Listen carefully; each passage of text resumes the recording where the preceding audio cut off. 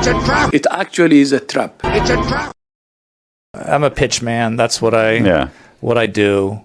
It's it bought my house. It's paying my kids to school. Kids are going to school. Yeah, it's fine. What's the other one you're currently doing where you're like the talking to the vape thing? The vape thing. That's a ad campaign for Truth, thetruth.com, the anti-tobacco. Who for some reason just it's already out there. I've already done it. They're not the most. They don't have a pulse on the people who they should be marketing to. Okay. Like this campaign is the kind of campaign that kids will look at and go, I wasn't going to vape, but after that, I'm going to try. Okay. Because it doesn't speak to them. Yeah. We might find some of it humorous. Like, oh, I'm sitting down with Senator, Lashy, and I'm talking about, hey, could you help us push tobacco? Well, you might find that humorous and like, oh, look at him trying to get an anti-tobacco guy to push it. They're like, that's my parents talking to my parents' friends. Right. So I don't know. But we spent a long time on that one. We shot that in New York for like 5 days and Washington for 2. Damn. Huge campaign. Pre-pan? No, during the pandemic. During the pandemic? No, this was this summer. Oh, wow. Yeah. I've shot a lot of stuff during the pandemic. Good for you.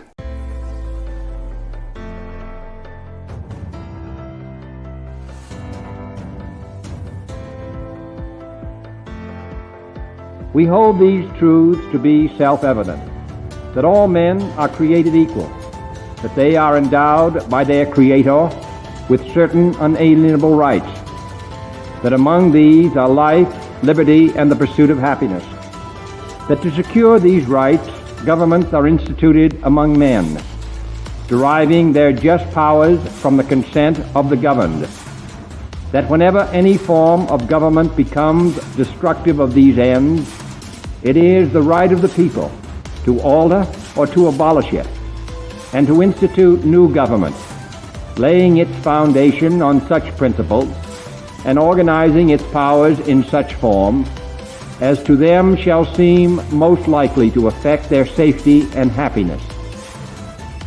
Prudence indeed will dictate that governments long established should not be changed for light and transient causes, and accordingly all experience hath shown that mankind are more disposed to suffer, while evils are sufferable, than to right themselves by abolishing the forms to which they are accustomed. But when a long train of abuses and usurpations, pursuing invariably the same object, evinces a design to reduce them under absolute despotism, it is their right, it is their duty, to throw off such government and to provide new gods for their future security.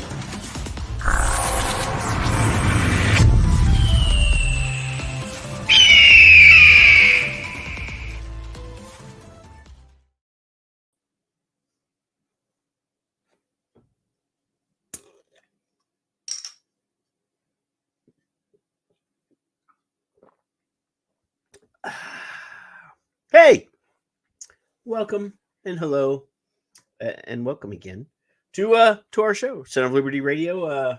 It is Friday night. Hi, Miss Peggy. There are people in the chat room. They're already here. Some of them. Steve was very excited. He shouted the thing that I always shout when my wife and I are alone. First. She's always unhappy when I do that. But hey, Steve. And Steve was first.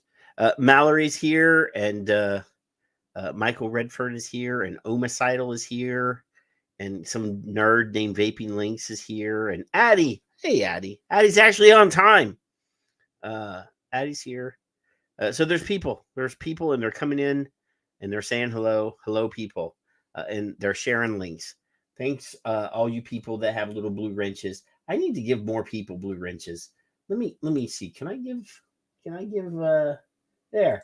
Steve is now a moderator. Steve can now moderate and add links to the chat room. Welcome, Steve. Steve was on the show last week. He was pretty awesome. But hey, let me Kevin's in the back room. Did you notice all the video clips at the beginning of the show? Yeah.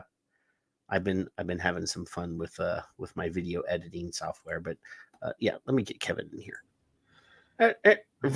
Nicotine Rights Association. Yeah, there it is, right there. Nah, that's a different rights organization. Oh, my brain got bigger. Yours got bigger too, didn't it? Yeah, I actually got my ears lowered today, and I asked the girl to make sure she got all the gray ones, but she was unsuccessful. You should have tipped her. I'm enjoying my Hershey's Yingling. You know, adults like things that taste good. But I don't want to show the label because I might get in trouble. The other thing I wanted to mention, Kevin, is starting next week we will also be broadcasting on Rumble. Oh, can we cuss more? Because then we will have more places that we can broadcast all at the same time. I have a slot, and I just learned that StreamYards is compatible, but it's not compatible in the same way as everything else. So I actually have to go in and get the streaming codes and do it. It takes more than one step. The places that we already stream, it's like, yes, I want to stream here. Yes, I want to stream there. This I actually have to type numbers in and do stuff. So I'm gonna do that too, so that we will also be on the Rumbles, and maybe Rumble will go and get all my videos off of YouTube and put them over there too. I don't know if that's possible, but other people that I know broadcast on YouTube are broadcasting on Rumble, and all of their old stuff just suddenly appeared on the YouTube or on the Rumbles. But yeah, the Rumbles. But so what the hell's been going on, Kevin? How has your week been this week? Yeah, boring and uneventful mostly, except for a telemarketer today. I told him I was going to slam the door in his face. Telemarketer slam the door in the telemarketer's face. Whatever them fuckers are. The telemarketers are on the phone. So how do you solicitors? Same damn thing. No, telemarketers are on the phone. Hey, did you see Andrew's here as well? Andrew's in the chat room. He just said, Cerny. You know, it's because we have a guest that people that only come sometimes are actually here. Alan Fox is here. He hardly ever. Yeah, he's here. It's because we have a lovely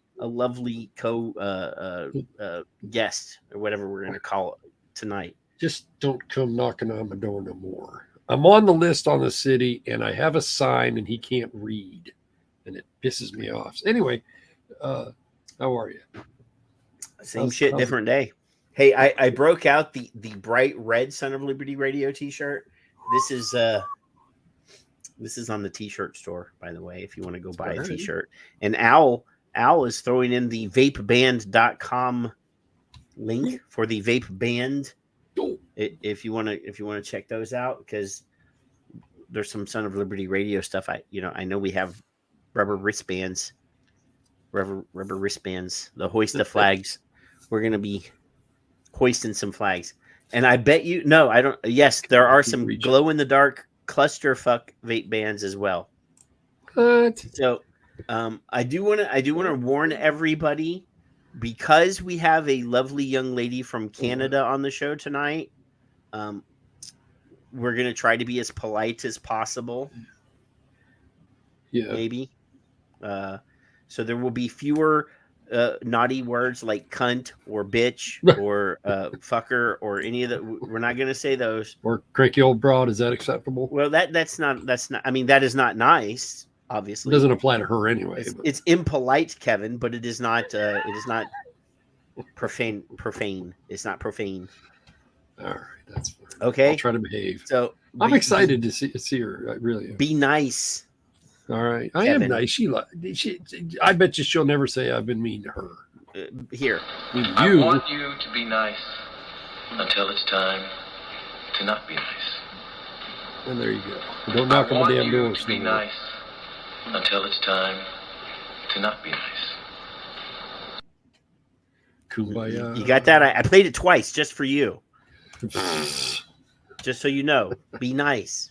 You know, I'm actually overexcited about this because Kelly, 2015, I did my little survey, and about the same time, she did something called Vaping the Truth, and it was it wasn't little, but it was a electronic book, ebook kind of thing, interactive, flip.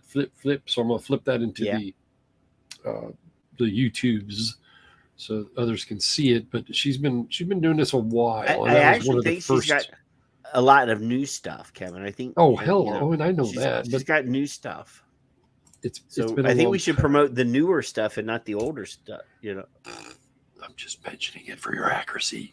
Okay. Well, she's going to come on and tell us what she's been doing since she was last on, like 2 years ago.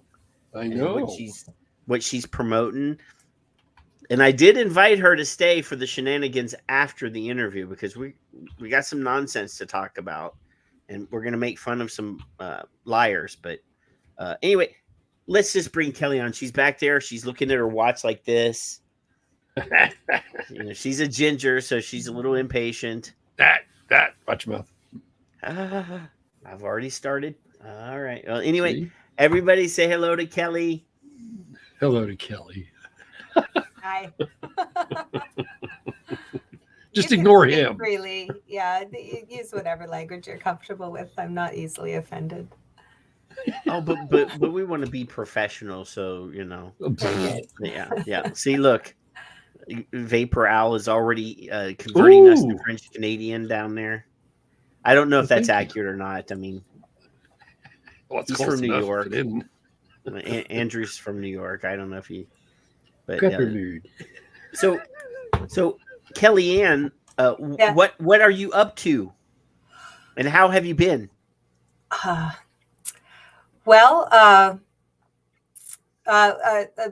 The latest and greatest thing we have are the key concept videos. I hope you've seen them. I actually have seen some of them. I'm not gonna lie. I'm not gonna be like Kevin. I'm gonna say I've seen some of them because But there's this really cool website. It's called VAEP Info. Yeah, Vape Info. Yeah. Well, it's Vape spelled funky. VAEP.info. It's Canadian.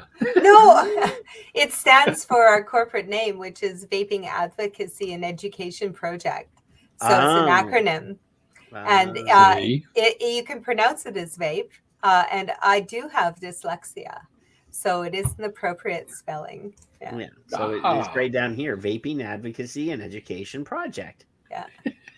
Right. We've been incorporated as a Canadian federal not-for-profit since 2016. Now I saw a guy on the internet claim that you were a paid big tobacco stooge.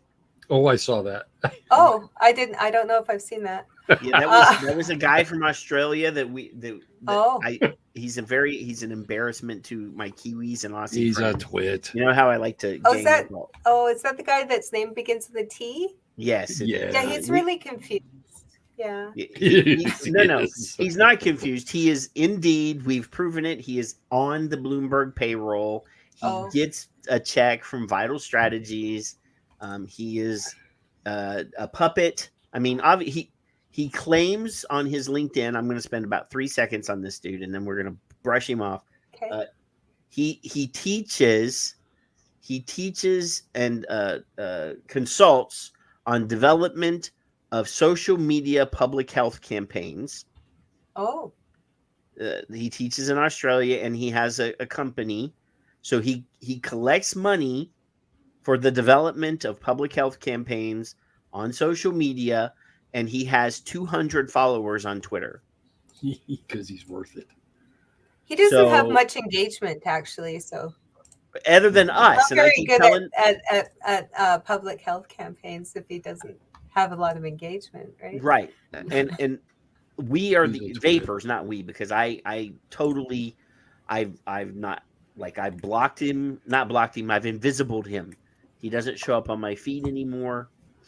But then one of my friends will engage, and then it shows up on my feed, and I'm like, guys, just stop feeding the trolls.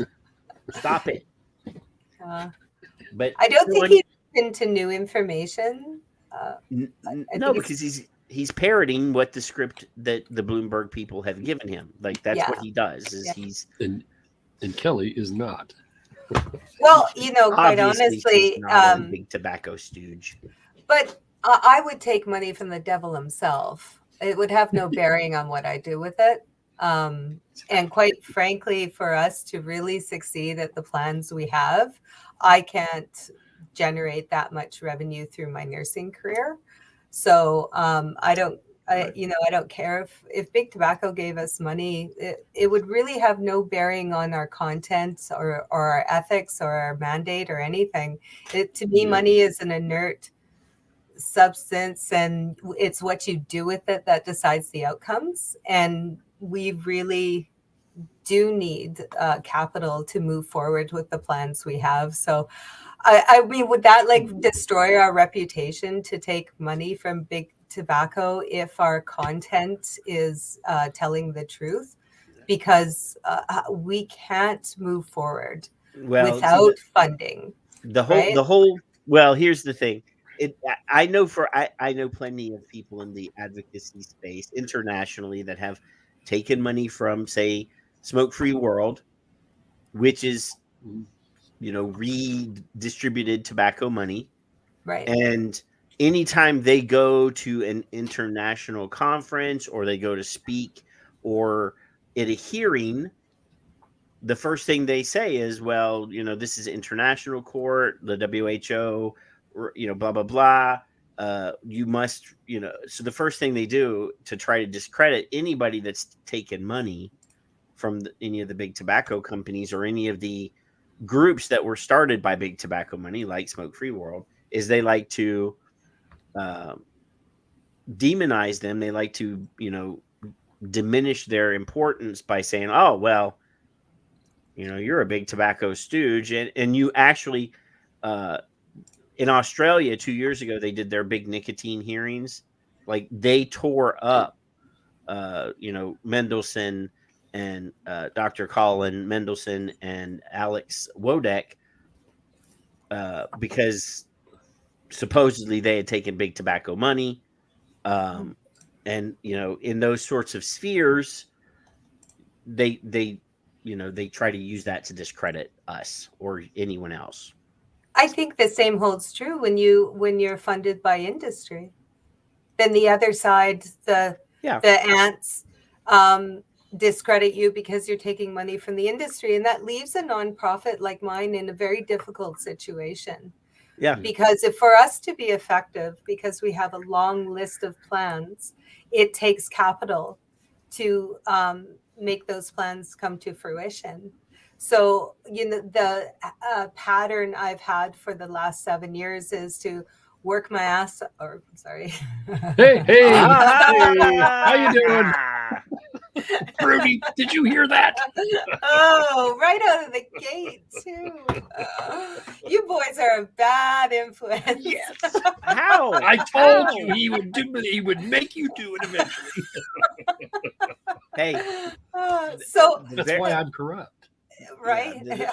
Don't worry. The very first time Dr. Marwa Glover was on the show, Kevin and Fig and I were on the show then, and we're sitting here the entire show like church boys at church, like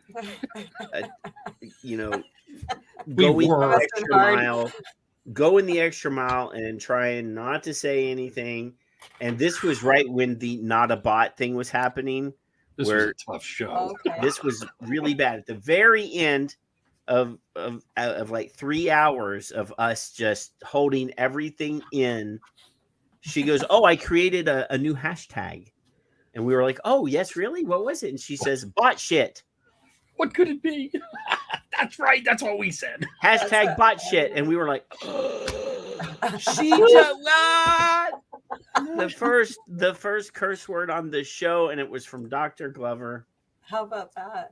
Actually, Dr. Glover corrected us today. Whenever I welcome criticism, and then I generally publicly thank them for the correction. and put down how I'll make amends for that. So I had a shareable put out with a quote from the UK somewhere. And it's the description on the shareable said the UK is the only country or location that promotes vaping, and she said they do in New Zealand. So I said, you're right, we stand corrected, and then I screenshot it and put it on Twitter. We would like to thank Dr. Glover for the correction, and we will amend the description on the shareable for the next time it rotates. Yeah, no, she's an amazing woman. And see, the thing is time time in our world travels really fast and sometimes very slow. And that shareable you probably created 2 years ago before New Zealand was so welcoming of vaping. I don't know. And obviously now there are people, you're in Canada, there are people that are claiming that Health Canada are promoting vaping, and I haven't seen any evidence of that. But I saw somebody tweet the other day that Canada was pro vaping, and I'm like, well, they're pro taxing vaping. Well, right, and their message isn't much different than the American message. So you were working your ass off. Yes.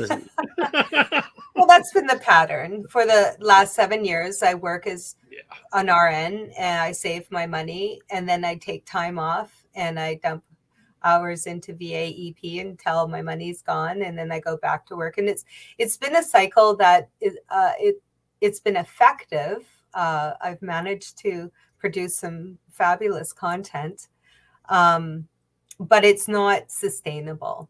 We're really at a point where we have to get outside funding or revenue streams to move forward with the big plans we have. Because our name is Vaping Advocacy and Education Project. So the last 7 years I've built what I think are second to none learning. So that's the education learning resources that are all based in the scientific evidence, but are designed in a way that the average person can understand. And they're also designed in a way that gets past cognitive dissonance. So they teach the public very quickly the truth about vaping. And I've seen many examples of this, particularly last fall when I was putting together our online shop, Vape Mail, which is only available in Canada right now.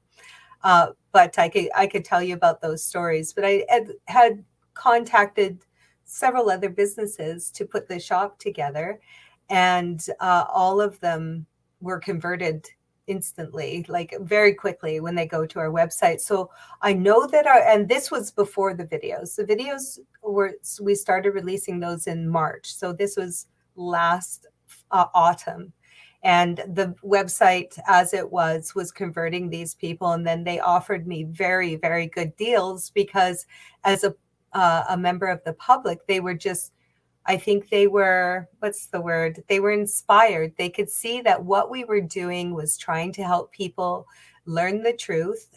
They realized that they had been deceived and their information was coming from mainstream, right? And they were compelled to just offer us, like, our boxes we now have at cost. And then our printer offers us 20% off of everything. So I know that the content that we've created works very quickly and helps people understand that they were wrong. And they're not resistant to the information because kind of I know a little bit about how human beings learn. So I've designed them to have color and to engage so that the information is going in before they have time to put up resistance because it conflicts with their beliefs at the time. Yeah. And they're short and they're specific. So yeah, what you're looking at right now is our key concepts videos. If you go into playlists, that's probably the best way to showcase them. Right beside videos there, yeah. And then click on the playlist, yeah. And so then they'll come up all on the side of the video, yeah. I'm just so so delighted with how these. Oh, there's me. I'm so sick of my face and voice. You have no idea. Like, I do all the captions on that, and I hear myself repeat the same sentence or half sentence like 50 times while I try to get it. But I have always been very shy of the camera. Anybody Me who's too. been, oh yeah, I don't believe you. Me too. So, but these turned out very well. We have 24 A-roll already post-production ready for graphics and whatnot, and we just released 20. And I probably have about 6 to 8 more that I want to write the script still and film. And the whole point of the Key Concepts videos is that these are the key concepts. So if a person understands all these concepts, they can make an informed decision about vaping. And even a little more than that, it gives them context to what the current climate is from authority towards vaping, and also what the motivation is to not be honest about vaping. And it has everything to do with money, right? So we have 20 of them releasing one a week. I have 4 more to release over the next 4 weeks. And then depending on funding, we'll see how far we get. So they're 2 minutes long, and they have very succinct scripts. And like everything we produce, they're in conversational English, so anyone can understand it. But now, there's no curse words like the one you just said a while ago. Even you can even get this, Patrick. It's really good. Yeah. Okay. And we utilize professional motion graphics to convey concepts, because human beings learn in pictures, not words. And then we use video clips to more convey emotion, and that gives more depth to it so that people can relate to it. Yeah. And they're doing very well. We're very proud of those. Yeah. And I use them a lot when I'm answering questions or making comments in social media, because they're all different. And that way I could keep my comment very neutral. Like, we agree, children should not vape or whatever. Learn how youth get addicted to cigarettes and what role vaping plays in that. And that in this 2-minute video, the scripts, fully cited scripts and links to references provided. So they're completely referenced, so people can look up the information themselves of where it came from and whatnot. But if I keep it neutral, then my thoughts are, because I'll be on Tobacco Free Kids or something, and if I keep it neutral and just entice them to watch a 2-minute video, then what we're doing is we're capturing their audience and plunking information into their brains to start their critical thinking process. But if I came out of the gate saying, this is not true and vaping saves lives or whatever, then they understand that I oppose that position. So we just want to draw them in with something neutral, and people are quite likely to watch a 2-minute video, right? I mean, everybody has 2 minutes. Just to try to prove you wrong, if nothing else, right? As long as they're in that 2 minute and 20 second or whatever range, you can actually tweet these as well. Oh. Yes. Now, depending on what platform you use for your streaming, if you use StreamYard, for example, you can load all of these videos onto your StreamYard platform and schedule a time, and it will tweet every one of them out, and you don't have to do anything. Well, maybe you could teach me how to do that, because I'm unfamiliar with that, and that sounds like a good strategy. So, like for example, I did a bunch of short videos for World Vape Day 2 years ago. We did World Vape Day, and we did like broadcast every night with them, and I had like topical videos that I just preloaded into StreamYard, and they would go out with a tweet, boom. and every hour they could boom, boom, boom, boom, boom, boom. And then once they're on Twitter, they're there for forever. Twitter doesn't remove video content. What was the stream? What was the name StreamYards. of it? Is that part of Twitter? No. This is this is an app that I pay for. So, like you, we don't have any sponsors anymore either. So everything that we do, I have to pay for. So like we used to broadcast live video, and then we would upload audio only, and then do podcasts. And we were on like 20 different podcast platforms. Wow! But that costs about $600 a year, which I don't have anymore. So we canceled that this year. We streamlined. So now we're broadcasting live currently on YouTube, Facebook, Twitter, and Twitch. And then next week we will be on Rumble as well. Oh, we're on Rumble. Yeah. Just in case we get shut down or canceled, we wanted to there's be on people a platform that are on that won't Rumble do that we're not reaching because we're not there. And there are people that are on Rumble that are not on YouTube. So okay. So being able to add those people to our group, that's lovely, and that gives us more opportunity, because last week I had a video that we did 2 years ago during the thing, because we can't say anything about the thing that happened where everybody I can't say that word. Is that right? Apparently not, because my video from 2 years ago got pulled supposedly for misinformation about the thing. Can you say LOCDOWN? Well, no, you can say that. I think you can say that. Okay. But this was and see, the thing is at the time, I'm in healthcare. I work in healthcare. I had to wear an N95 every day for 3 years. We just a month and a half ago were allowed to stop wearing our masks at work. Right. Yeah. I specialized in that situation. So I had nothing critical to say about the masks. I had nothing critical to say about neither of us. The thing. Somehow they still removed one of our videos that just said the word. Wow, that's shocking, but not surprising. But it was a 2-year-old video. Nobody was watching that video anymore. Right? Well, that just goes to show how pervasive censorship has become on the internet, right? Careful. Yes. Oh, we're not allowed to say that word either? God, you should have sent me a list. Yes. I mean, I got my license lapsed last October, so I can speak openly. And boy, I have a lot to say, but I don't know what. Can you just quickly message me the words I can't say?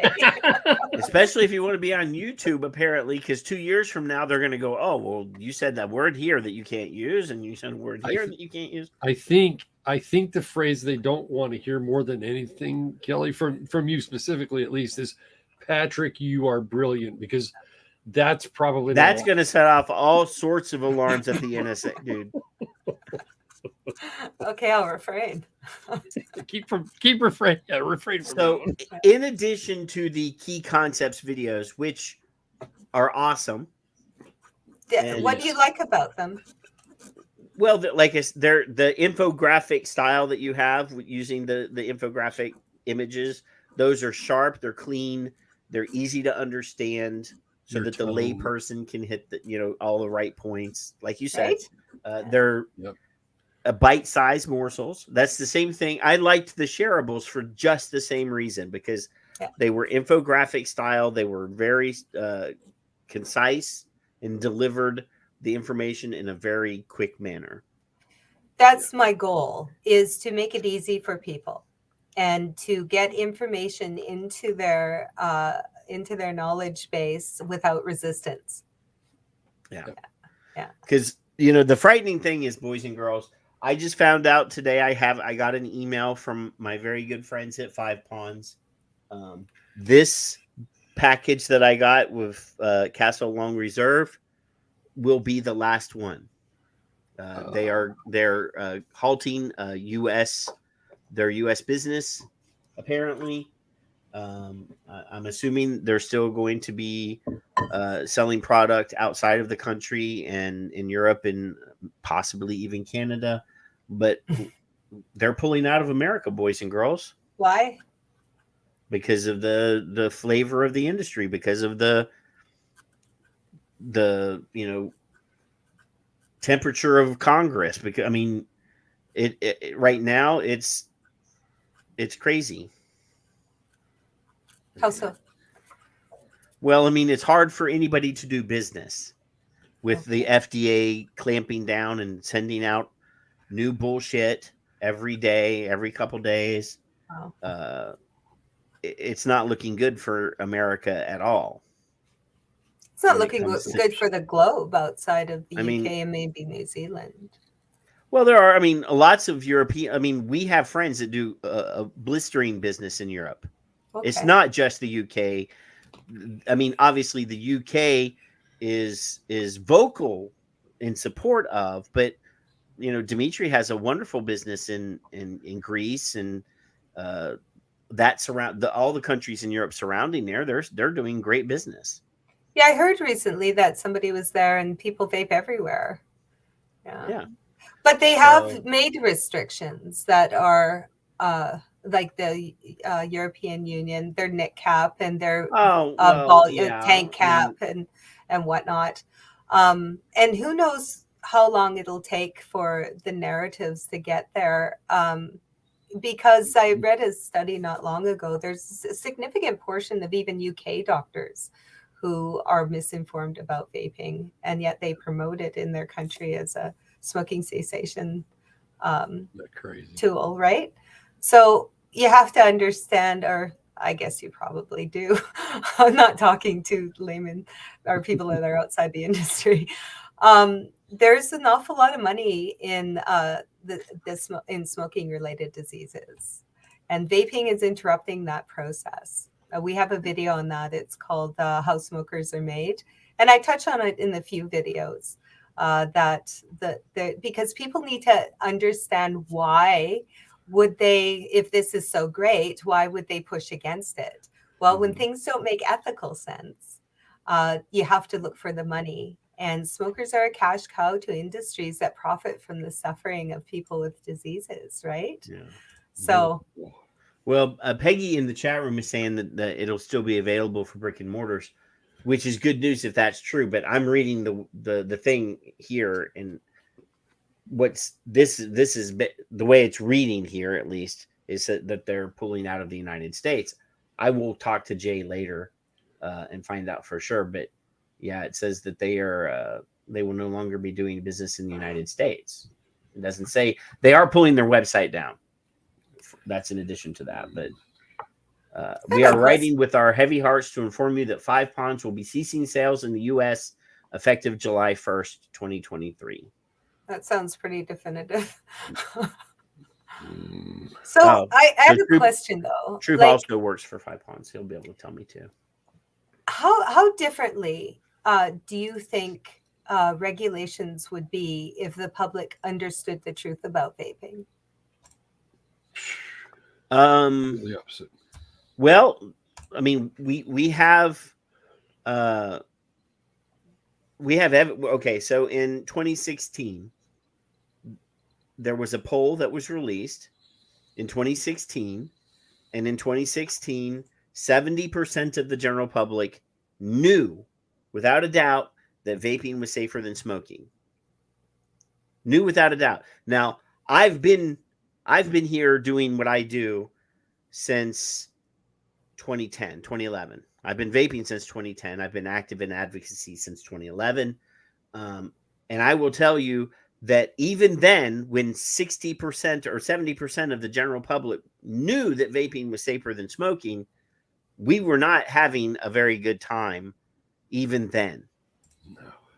So, I know for a fact that, that even when the public were on our side in general, the public health groups, the politicians, the same enemies that we were fighting now, we were fighting then. I was in charge of writing every local call to action in the United States. At that time, I was the legislative director of the Vaping Militia. And at the time, CASA had seeded us. Every locality in the United States, they focused on state and federal issues, and we did all of the locals. And I can tell you at that time, I was writing 20 and 30 calls to action a week. What do you mean by calls to action? The calls to action are basically, hey, we found out that your city council is voting on an issue about vaping on this day. Please contact your local councilman, your mayor, whoever represents you, your alderman, however, whatever. Here's the number. Here's their email addresses. Here's a script telling them, change it for your, please do not cut and paste. Just use this as a guide to write your own letter. Call them, tell them that vaping is important to you. Tell them your vape story. And even then, in 2016, when we were at our height, I mean, there were vape millionaires walking around with designer, one-of-a-kind sneakers and driving Ferraris. And vape shops were making buku bucks. Even then, when the general public were on our side, we were still being crushed legislatively. Do you think it's safe that or gotten worse or better? I don't see any improvement. And actually, since everybody's already done writing their damaging legislation since 2016 till now, it's hard to gauge because the damaging legislation is already passed. But can legislation be changed? Can legislation be changed? It has only ever happened once in the United States. And that was here. That was here in Texas, a town called Watauga, Texas, had passed an ordinance that would cause every vape shop in the city to close within 3 years. They had 3 years to close if they were on leases or whatever, to go out of business. If your lease was only 1 year, at the end of your 1 year lease, you had to go. And through some heroic efforts of the vaping militia, like long nights, talking to about 15 or 20 people in that town, we actually got them to go to the very next session of their local town committee or town, whatever it's called, committee, council. Thank you, city council. And they actually retracted their bill within a month. But legislation is no dynamic, legislation has ever changed. But it can be changed, correct? It could be. Yeah. So they will change this legislation if motivated. Well, here, I don't know about Canada, but here, the only way to get rid of a bad bill or a law, you can't just go in and vote to change that law. You actually have to write a whole new law getting rid of the old law. Right. Yeah. And that the way it works, politics is about money here. It's everywhere. So I've been here a decade and we've never had the money. But haven't you been losing public support in those years? Yes. Okay. And what's driving the change in public support? Well, I would say that we have not public support as in what? As in regular people showing up to town halls, people that don't vape showing up. People, the general population, never. That's never happened. That's never happened. Even when we were at our height, the only people that ever showed up are people that actually vape or are in the vape business. This has never been important enough to get the general public involved. I think the general public is involved. From what I can see, they're championing to ban flavors. No, those are not the general public. Those are paid actors. Moms. You think so? Like Parents Against Vaping? Oh yes, they are on the hook to Bloomberg and Vital Strategies. Nonprofit. They are their entire financial their entire thing is big budget that was given to them. I mean, they look like three or four moms that started a grassroots organization, but if you look at their financials, they are big business. Yeah. Okay. Nonprofit. And so American Lung Association, American Cancer Society, all those are all big businesses. Yeah, they're all funded. Those are not by general Big public. Pharma. Regular moms that are not on somebody's payroll don't show up to hearings either. But they do voice their opinion and their concerns about vaping. Right. So they'll get on social media. Take a look at social media. And, they'll get on social media because sure. that doesn't cost anything. It doesn't take any time. I see. Okay. So for me, and this is what politicians tell me. Faces in the courtroom or in the council chamber, those are important. Emails, Twitters, those things, they ignore. So but real weren't your actual faces in the council chambers? Like, I mean, your faces were there too, right? Right. Okay, but again, without the big money the background, because we did letter writing campaigns, for example. Uh-huh. So to a politician going into the office and looking in their mail bin and there being 100 or 200 or 300 letters. Yes. That is value. Because they have to be archived. Every piece of mail that a politician receives while they are in office, federally and on the state level, have to be archived. Emails, on the other hand, no, they can hit a delete button. Emails are meaningless to politicians. I see. When it comes to general political situations. So I always wanted people to write letters. That makes sense. And instead they would write emails. Because emails are fast, they're cheap. Even from our own people, even if you explain it to them, I want the politician to come into his office and have a mountain of letters from vapors. No. The vapors would say, well, I need to save my 25 cents or whatever. How long has it been since I bought stamps? I think it's 58 or something. 60. They're 32 cents or whatever they are now. I'm going to save my 32 cents and send an email. Now, was your opposition writing letters? Oh, I'm sure they were. Or at least they were paying for busloads of kids to show up in matching T-shirts and stand on the, and again, that's not public support as far as I'm concerned. Those are kids, because we know for a fact we were all children. If somebody came to our school and said, hey, we're going to take you out of school for the day. Here's a free shirt. You're going to ride to the state capitol and you're going to stand in front of the state capitol on the steps to get your picture taken. Every one of us would go. Sure. Yeah. So it was the numbers that showed up. They brought children in, and well-funded harm reduction opposing organizations had the ear of the politicians. Yes. And they have also influenced the public opinion, because most people are misinformed about vaping and telling. Well, no, I don't. I'm not saying that that's not true. Obviously, we've done entire shows on fear campaigns and misinformation, brainwashing. Obviously, that's all happened, right? But I'm talking about in a political sense to get those people energized to show up on the day that they need to show up. That would be your fellow vapors. That's where we lack. Well, I mean, it's a multi-billion-dollar industry. Can't you get busloads of vapors and their children to go to these locations? No. I don't understand. They don't show up.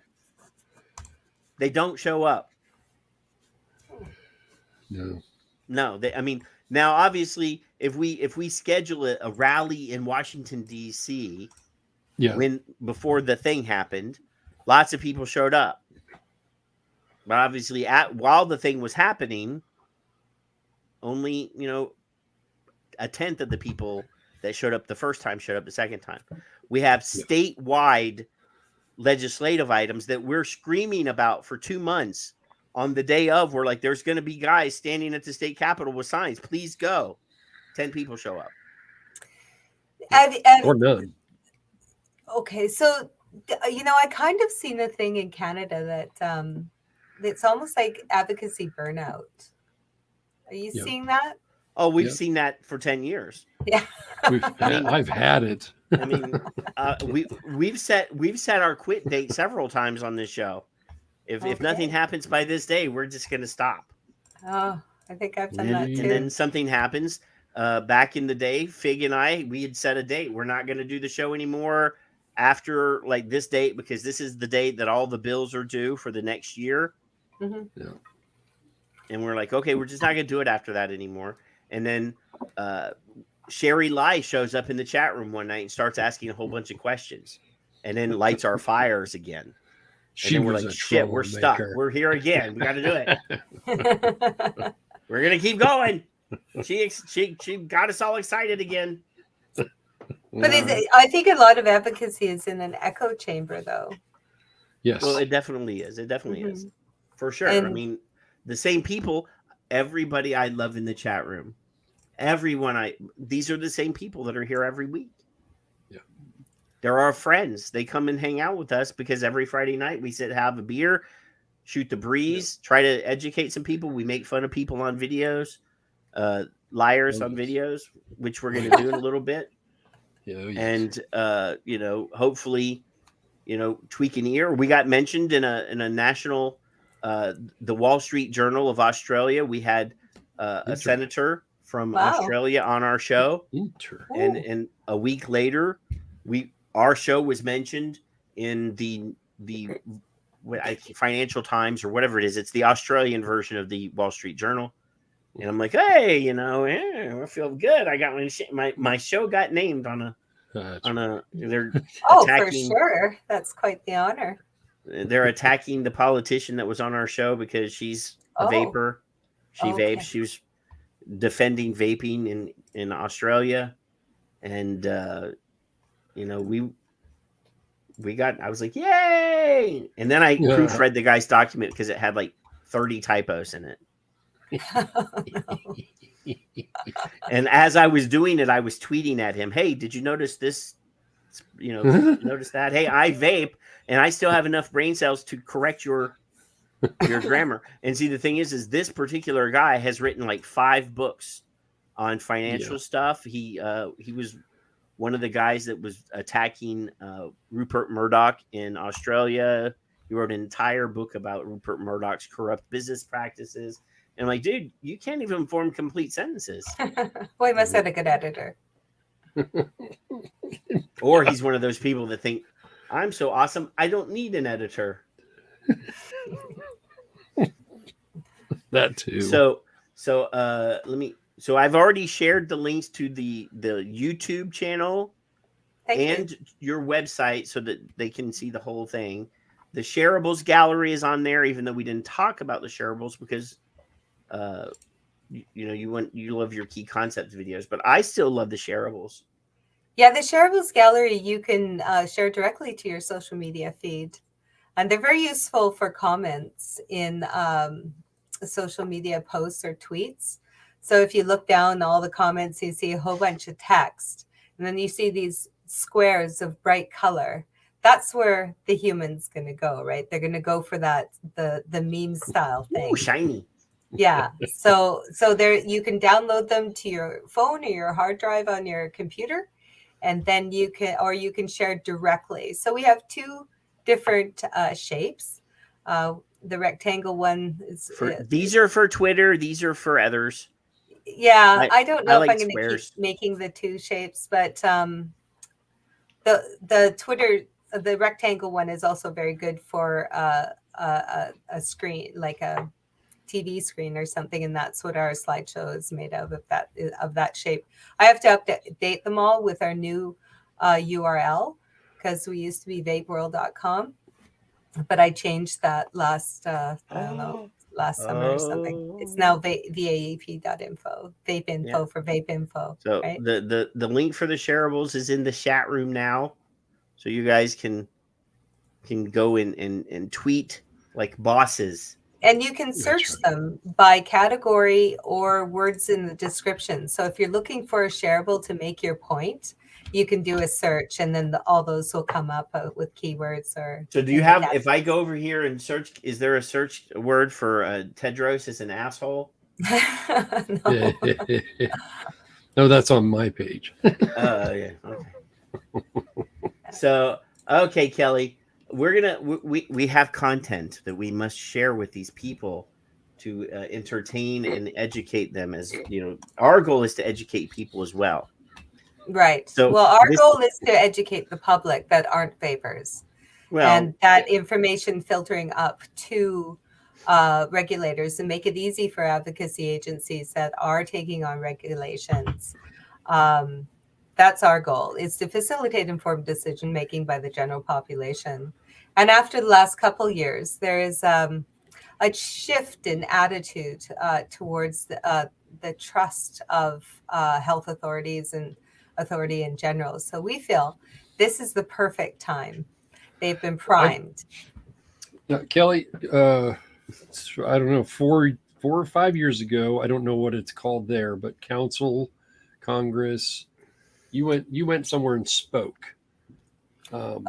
Yeah, that was in the province. They shut down flavors, and then promptly that's what flavor bans are about. Flavor bans are about removing harm reduction option for smokers, and to ensure the next generation only have two options: black market vapes or cigarettes, right? So if you take out the vape shops, then youth are more likely to experiment with cigarettes than they are vaping. And then we're looking at lifelong addiction and smoking related diseases. And instead of the one thing you brought up, experimentation. So today, the guy that we were talking about earlier from Australia, he shows a chart on Twitter that shows that in Australia, the percentage of kids that are smoking and the percentage of kids that are vaping both went up. Yeah. Well, and he's blaming vaping for smoking going up. Right. And that's nonsense. He's claiming that he has found a gateway that no one else has ever been able to find. It's nonsense.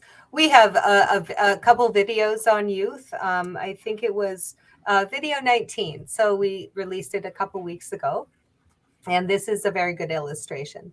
So what we do is we compare the number of youth that have never vaped in the UK is 83%. And the number of youth that have never vaped in the US are 80%. So that's pretty much the same, right? Mm-hmm. So then we look at the messaging from the US, which is very anti-vaping and fear-mongering.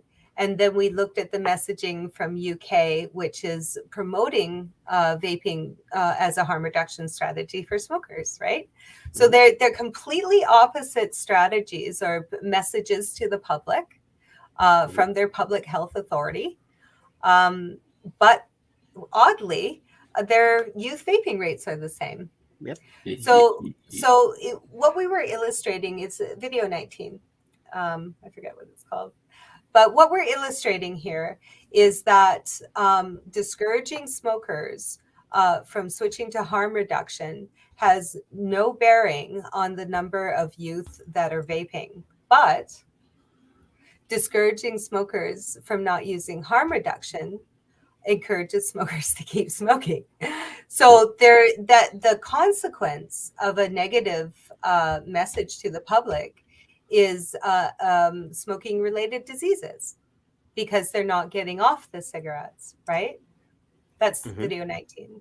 Yeah, I just threw the link to video 19 in the chat. Yeah, so that people can see it's just simple numbers and it's very easy for people to understand. But it shows the harm produced when you're discouraging people from using harm reduction. Well, and being told something completely different. When I went to school a very long time ago, I had to take childhood development as a requirement for us. That's a good course to take. So the one thing, and I've taken lots of psychology classes. So, because I'm messed up in the head, so I need to understand what's going on up here. But people don't understand. Okay, we've talked about this quite a lot on the show. About 60% of all cigarettes that are purchased by people that have mental illness of one version or another. Oh, well, I guess that depends on the incident rates of mental illness in your population. But according to these are CDC numbers.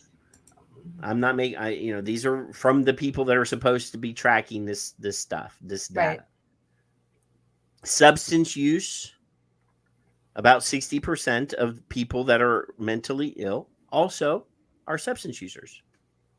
So it's easy to draw the line and say people that are going to experiment are going to experiment. Mm-hmm. And if you take your childhood development, there's different stages where kids will test the boundaries of their world and try new things. And if you say that 80% of the kids in America or 83% in the UK have not tried vaping, that's a pretty good indication that there's about a 20% incidence of risk takers. High risk taking, yeah. Yeah. So I would say that that's a pretty fair average for developing countries. If the UK and Canada and America have similar numbers, you would say that's pretty average. And psychologically, you would say, okay, that's an acceptable percentage of children that are going to be risk takers. There's 80% risk adverse. That means that the system is working. The vast majority of kids are not going to do these things. But again, kids that are going to test stuff, they're going to test the boundaries, they're going to drink, they're going to smoke. We talked about last week, we showed a study that drew a correlation between, not a cause, and they were claiming causal effect. Causality. Yes. But there is a correlation between kids that smoke, kids that drink, and kids that vape. Of course. Now they're saying that vaping causes these other two behaviors. Well, those behaviors existed long before. Exactly. That's nonsense. Yeah. Exactly. So I would say that's about right. The same kids that are testing the waters vaping might be, part of that group that are adventurers or that are risk takers that are also in the same average demographic or grouping of the kids that are going to try to drink and kids that are going to try to smoke. And the public health messaging seems to have very little bearing on it. But again, no. And public health messaging, how is that affecting people that are already addicted to cigarettes? And there's an ethical responsibility to help people if there is technology to do so. No, they want them to keep smoking until they turn 21 and are legal. Then they can seek help. Well, I don't. No, I'm talking about. So we have another video. I think it's video 5. It's called "How Smokers Are Made," and this goes into how people become smokers. 93.3% become smokers before the age of 20, and it's exactly for those reasons, because adolescent humans experiment with adult taboos. There we go. This is my favorite clip, actually, if you want to pause it right there. Yeah. So my messaging likes to give the public a rationale as to why, because when people learn that vaping is less than 5% the risk of smoking, then their first question is, well, why isn't my government telling me that? Why are they having this very negative message about vaping? And when that doesn't make sense, it's because of money. And we don't like, so this just explains that 93% of smokers start in their teens. The tobacco industry rely on youth experimentation for new customers, and the pharmaceutical industry relies on smoking for future revenues. And this allows the public to understand, oh, that's why they're doing it. If you don't give them a reason, a rationale, why, then they're more likely to question your claim that your authority is not being honest. But when you give them a rationale, and we all know,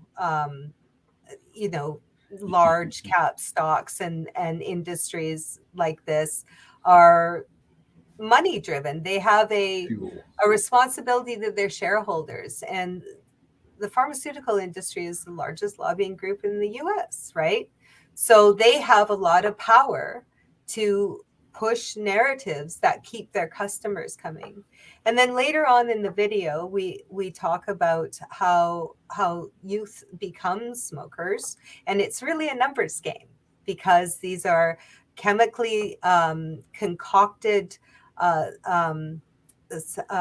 items that have been studied by scientists over decades, adding different chemicals to make cigarettes extremely addictive.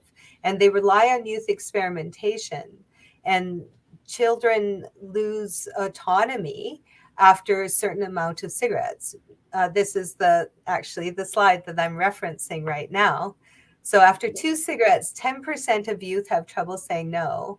And after they've had 100 cigarettes, 94% of them have trouble saying no. So they've become smokers at that point. They're now addicted. And so really the difference between a smoker and a non-smoker is I was one of those youth that had those 100 cigarettes. It's not a moral defect. It's trickery. You just get that 7,000 chemicals into the body enough times, and now you have someone addicted, and now you have a lifelong customer, and then the pharmaceutical industry will feed from those smokers. And then a little further on, we go to explain that that vaping has interrupted this process, and there's a reason for it, because it's easier to inhale, it's easier to conceal, it has better flavors, right? Whereas smoking, you smell, your parents can smell it on you. It's very hard to inhale and it tastes disgusting. So what's happened is youth growing up in a world with vaping have picked up vaping to inhale nicotine before cigarettes, and they don't even move to cigarettes. Why would they? Yep. And we have another series there's 2 of them. If you scroll down on the... well, I wanted to interrupt you first. So you were talking about pharmaceutical companies and duty to shareholders, right? You said something about that. Every corporation. Right. Well, not anymore. Not anymore. So under the Obama president, when Obama was president, he instituted what they call ESG protections. So ESG stands for environmental social governance. And companies that promote certain agendas are now protected and are now allowed to make investments with stockholder money, or funds are allowed to invest in companies that demonstrate, that are graded on this ESG scale. So pharmaceutical companies, for example, if they come out with an environmental statement, they make certain agreements on quota hiring or social issues, they are exempted from fiduciary requirements. So therefore, their stockholders are no longer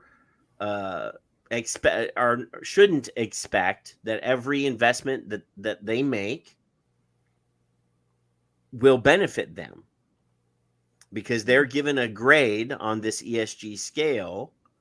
So not to get political and not to to upset anybody, but say, for example, Bud Light Oh, no. hires a trans person that is an influencer. That company is given a grade. And By whom? By the government, by the environmental social governance. Oh, I think I heard about this. So they are therefore they benefit from making bad business moves that hurt their stockholders, and they are included in certain Blackbriar. It's probably not Blackbriar, but certain funds. BlackRock. Oh, BlackRock. Okay. Yeah, certain investment funds will buy certain amounts of stocks. Oh, I see what you're saying. So if they adhere to an ideology, regardless if they lose money, they will receive external revenue from this grading system. Yes. Okay. Yeah. So pharmaceutical companies are high up on this ESG thing now, and there's been entire financial analysis done in multiple different business magazines about this ESG and the best way for your company to benefit from this. So then when the orangutan was president, he got rid of the ESG. Okay, I'm not surprised. But then on day one of Biden's presidency, he reinstated it. Yeah, I'm sure. So again, not to get political, and I didn't want to but yeah, so tobacco screwed. Tobacco can't, no matter what tobacco does, they're never going to be allowed to benefit from this system because they're evil and they destroy the environment or whatever. Like there's nothing that they can do, even if they gave $100 billion to charity for, whatever, the Green Party or whatever. They're never going to qualify. But the pharmaceutical companies, they jumped right in on this. The pharmaceutical industry has also had the greatest number of fines for deliberately harming the public.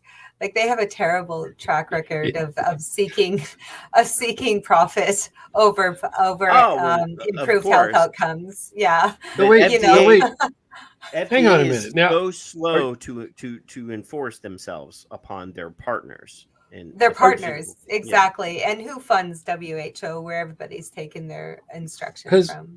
Well, right now, Bloomberg is the highest funder of the WHO. Last I heard it was Gates and Gavi. No, when Donald Trump said we're not going to give you our I remember that. $billion, that's when I started to pay attention to him. The very next day, Bloomberg wrote a $750 million or $1 billion check. Yeah, these people have too much money. So tobacco doesn't get fined for any damages at all, do they? Not with your MSA. Not anymore. But you know that pharmaceutical companies have been exempt from all vaccine injuries since 1980. That one of the words. Well, can I say chicken pox? Like, there's lots of different kinds of injections. Sure. But they're exempt from all liabilities since 1986. They have indemnification, yes. Yeah. Neat. Yeah. That's so neat. Gosh, I mean, that's a word that's used in all sorts of references. Well, I feel much better about my government caring about me. That's what I feel. Mommy and Daddy authority don't love you. Yeah. Okay, so I have this video that I want to show. And I saw this. I read the headline. And I said I have to watch this video. So I'm gonna mute. Let me share my video file with you guys. I have to present a video file, and this I need some UK people to respond to this. My UK people, they're in the replay crew. Please respond to this because I didn't know this existed. A fixture of the high street, a palette of colours and a smorgasbord of flavours tempting customers inside. Now the government wants to close a current loophole in the law in England, which allows free vape samples to be given to children. Now, there's a loophole in the UK that allows free vape samples to go to kids. Now, if this existed, I think by now we would have heard about this. I would have thought there's a couple people on my feed that would have said, wait a minute, why is this in here? And I don't recall it. That doesn't mean it isn't there. Or Richard, please. Yes. I know you're probably going to watch this. Please tweet me and tell me that Phil? there is. Where is it? Is Phil? Phil's not in the UK. Well, no, he's probably listening, though. You little rodent. Please explain to me what this loophole is, because this article or this video, we're going to play the whole thing. It's only like a minute long. Does not say where this loophole is. But they claim that there's a loophole. This lab in Kent tests for corrupt chemicals in single-use disposable vapes, which often get into the hands of schoolchildren. The Prime Minister is looking to increase fines for shops which sell these illicit vapes. So the first thing is that free vapes to kids. Now they said children. Now they're saying illicit. Now they're testing for harmful. So this is all like scare language. This is all language designed to scare people. Yes. I'm deeply concerned by the rise in young children who are vaping, and we've seen some alarming figures showing that increase over the... Alarming figures. Kellie Ann just said it was 17% have ever vaped. Tried. Tried. Overall. Ever vaped. Yeah. That's alarming. Past couple of years. I'm That's first and foremost a parent and a dad of two young girls, and I do think it's something that we should look at, and that's what we're in the process of doing, because as we've seen here today at this lab, there are a range of products which are clearly not designed for adults. They're designed to appeal to children. And speculation. So they're designed for children because they're in colors and... Yes, because adults don't wear colors like you in your bright red clothing. Yeah, I don't. I'm wearing my bright red shirt, a beautiful green shirt. Ask him about his flavors. What's in your cup?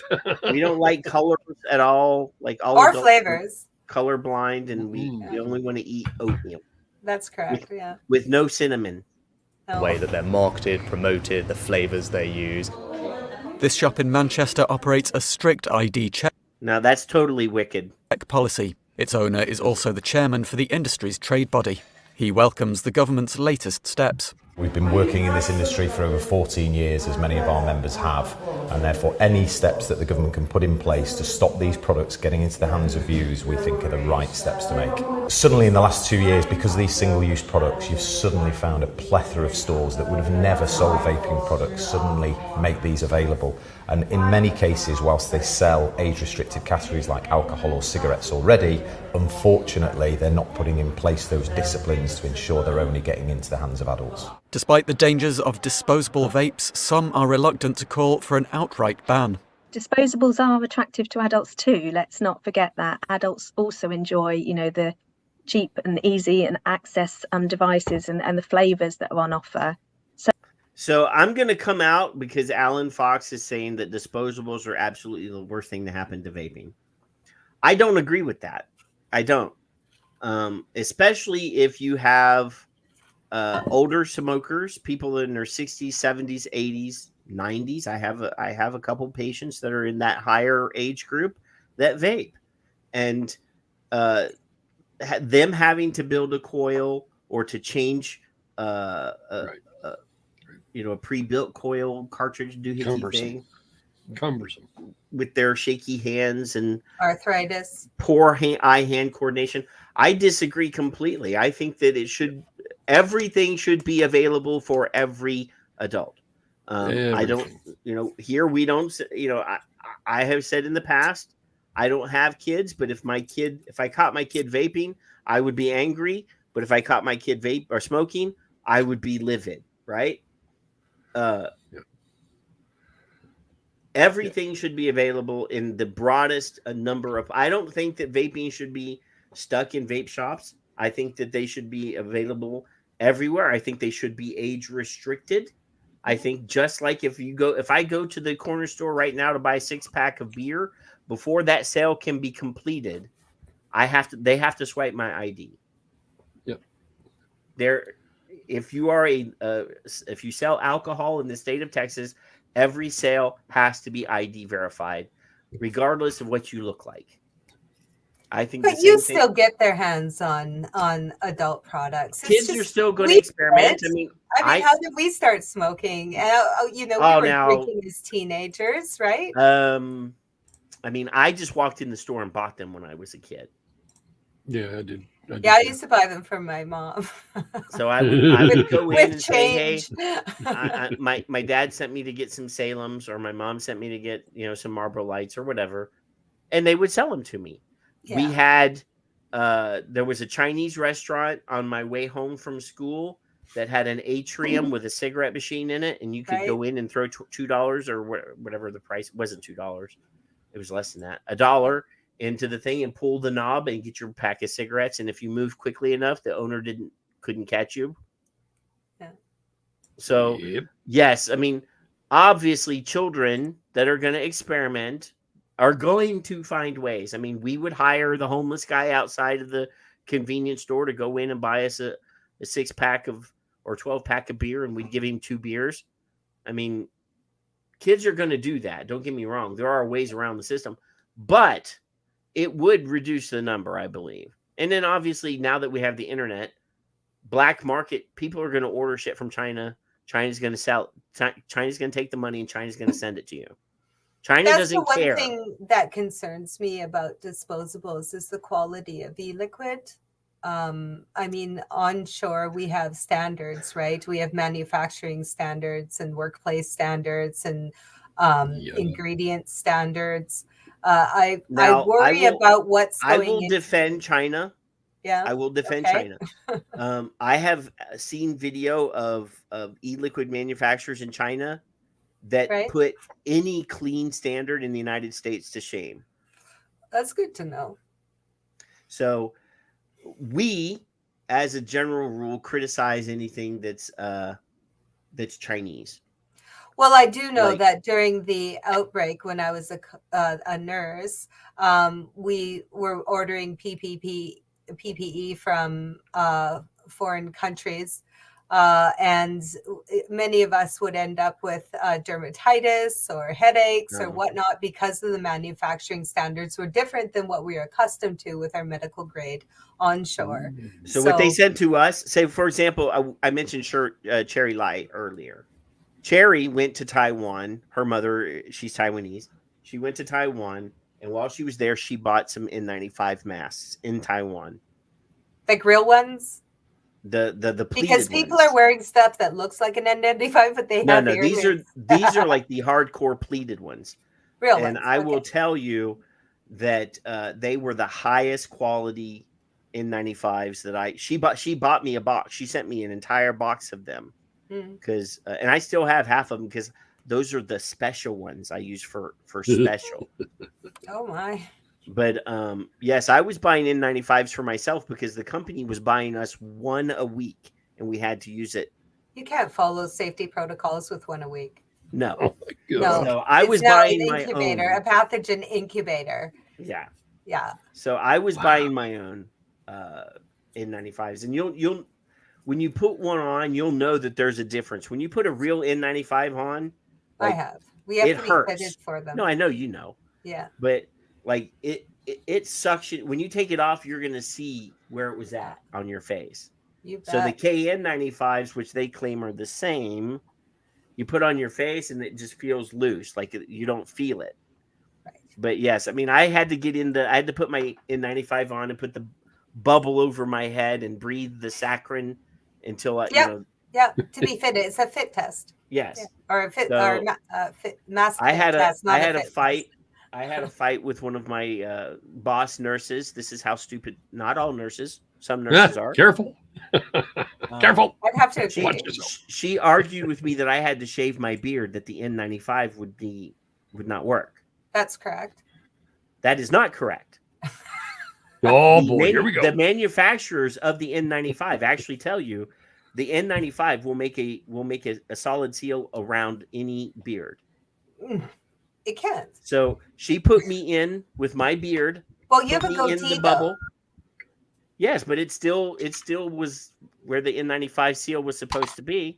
Really? And she was outside of the bubble and was coughing from the fumes inside of the bubble, and I couldn't even smell the I'm thing. shocked. Wow. Yeah, no. According to CDC, according to CDC and OSHA guidelines, the N95s, when fitted properly, will work with a beard or without a beard. I didn't know that. But this was some smart ass nurse. This was some smart ass nurse trying to wave like she had some sort of authority. And I was like, you don't know what you're talking about. I printed here. Here are the printouts from the CDC and OSHA. Nice. And well done. I put my mask on and put the bubble over my head and try to make me cough. Interesting. Well, I learned something today. Yeah. So anyway, let's finish this now. This lady's defending disposables, by the way. She is. Yeah. So somehow we want to allow access to adults for these products, which may really help them quit smoking, but really crack down on the access to children and young people, particularly children and young people who've never tried tobacco before. Recent NHS figures show 9% of 11 to 15-year-olds admitted to using e-cigarettes. 11% in that smaller age group, up to 15. Opposition parties say further action is needed to stop that figure rising even higher. That sounds like it lowered from the data I looked up. Right. Well, and that was only 11 to 15. That wasn't like the full gamut of youth and young. Well, the numbers don't look good enough. So let's add. We're going to add the 21 to 25. Yeah, this whole youth category, we really need to get a definition for that because there's no parameters to that word. And it means that you can move your data set around to get the numbers that you want. And it's hard to compare youth that's from 11 to 18 to youth that's like 15 to 24. Those are adults, right? So we should really stick to medical terms, right? In my opinion. But even they have changed definitions recent, like the definition of a pandemic is different than it used to be. Can I say that word? God. You should have sent me a list. That's not fair. I just get ooh sounds. I thought you might already know that, No. It's much more fun to him to point it out. Obviously, I'm out of the loop. See, I thought you were one of those people that got your Twitter suspended at one point. Oh, Facebook put me in jail. I just opened another account. I have a whole bunch. Now, because we're live on Facebook right now. Look, I haven't been doing interviews. You guys were the last time, aside from I just did Wednesday Night Live a few nights ago. So I'm not familiar. Forgive me. I don't mean to be dangerous. There are limitations. But, did they treat you nice though, Wednesday? Yeah, and I spoke frankly. Nobody told me not to say words. Oh, there goes the Zample box channel. Well, it won't be. It won't go on Rumble. No. That's why we're gonna add Rumble next week. That's why we're on Rumble too. So here's as a nurse. This one. So we talked about like. Over the past few months, we've done multiple stories about spontaneous pneumothoraxes. And that's typically found in young, tall, thin males in their early 20s. Yeah. Yes. Look at that. So now we've had a couple stories about kids or young men in that same body style that were vaping and had a spontaneous pneumothorax. So now they're blaming the pneumothoraxes on vaping. Well, it doesn't come as a surprise, but everybody going to, we learned that. We knew that because we'd be looking for it, right? Right. Sudden shortness of breath, no air entry into the left lower lobe, So there's a skip standard. sighting. There's a what? There's a skip sighting. The cranky old broad came in. Skip Murray is in the chat room. Hello, Skip Murray. Skip. Skip helped me with a few of my scripts. Yeah. Nice. So here, this is a story that you'll enjoy. This is from the U.S. Sun. It says, unknown danger. Urgent warning for parents as child collapses at school after just one puff of a vape. Parents have been issued an urgent warning after a child collapsed at school following just one puff of a vape. Glenn Potts, head teacher at Blessed John Henry Newman RC College in Manchester, said pupils were left shocked and scared after their classmate passed out. And then we scroll down. There's some pictures, stock picture of a dude puffing on a vape. And then there's an exterior shot of the school. The teen became unwell and collapsed near the school gates after his first ever puff of a vape pen. It was later revealed the child had purchased the modified disposable vape, which claimed to contain CBD oil in Cheatham Hill. Now, all the way after the headline, way down here, they mentioned CBD oil. Yeah. Thankfully, the child made a full recovery from the incident, but Mr. Potts' warning of the dangers of vaping, it should be of CBD vaping, illicit CBD vaping on young people's health, because it's up here. It says that it was modified disposable vape.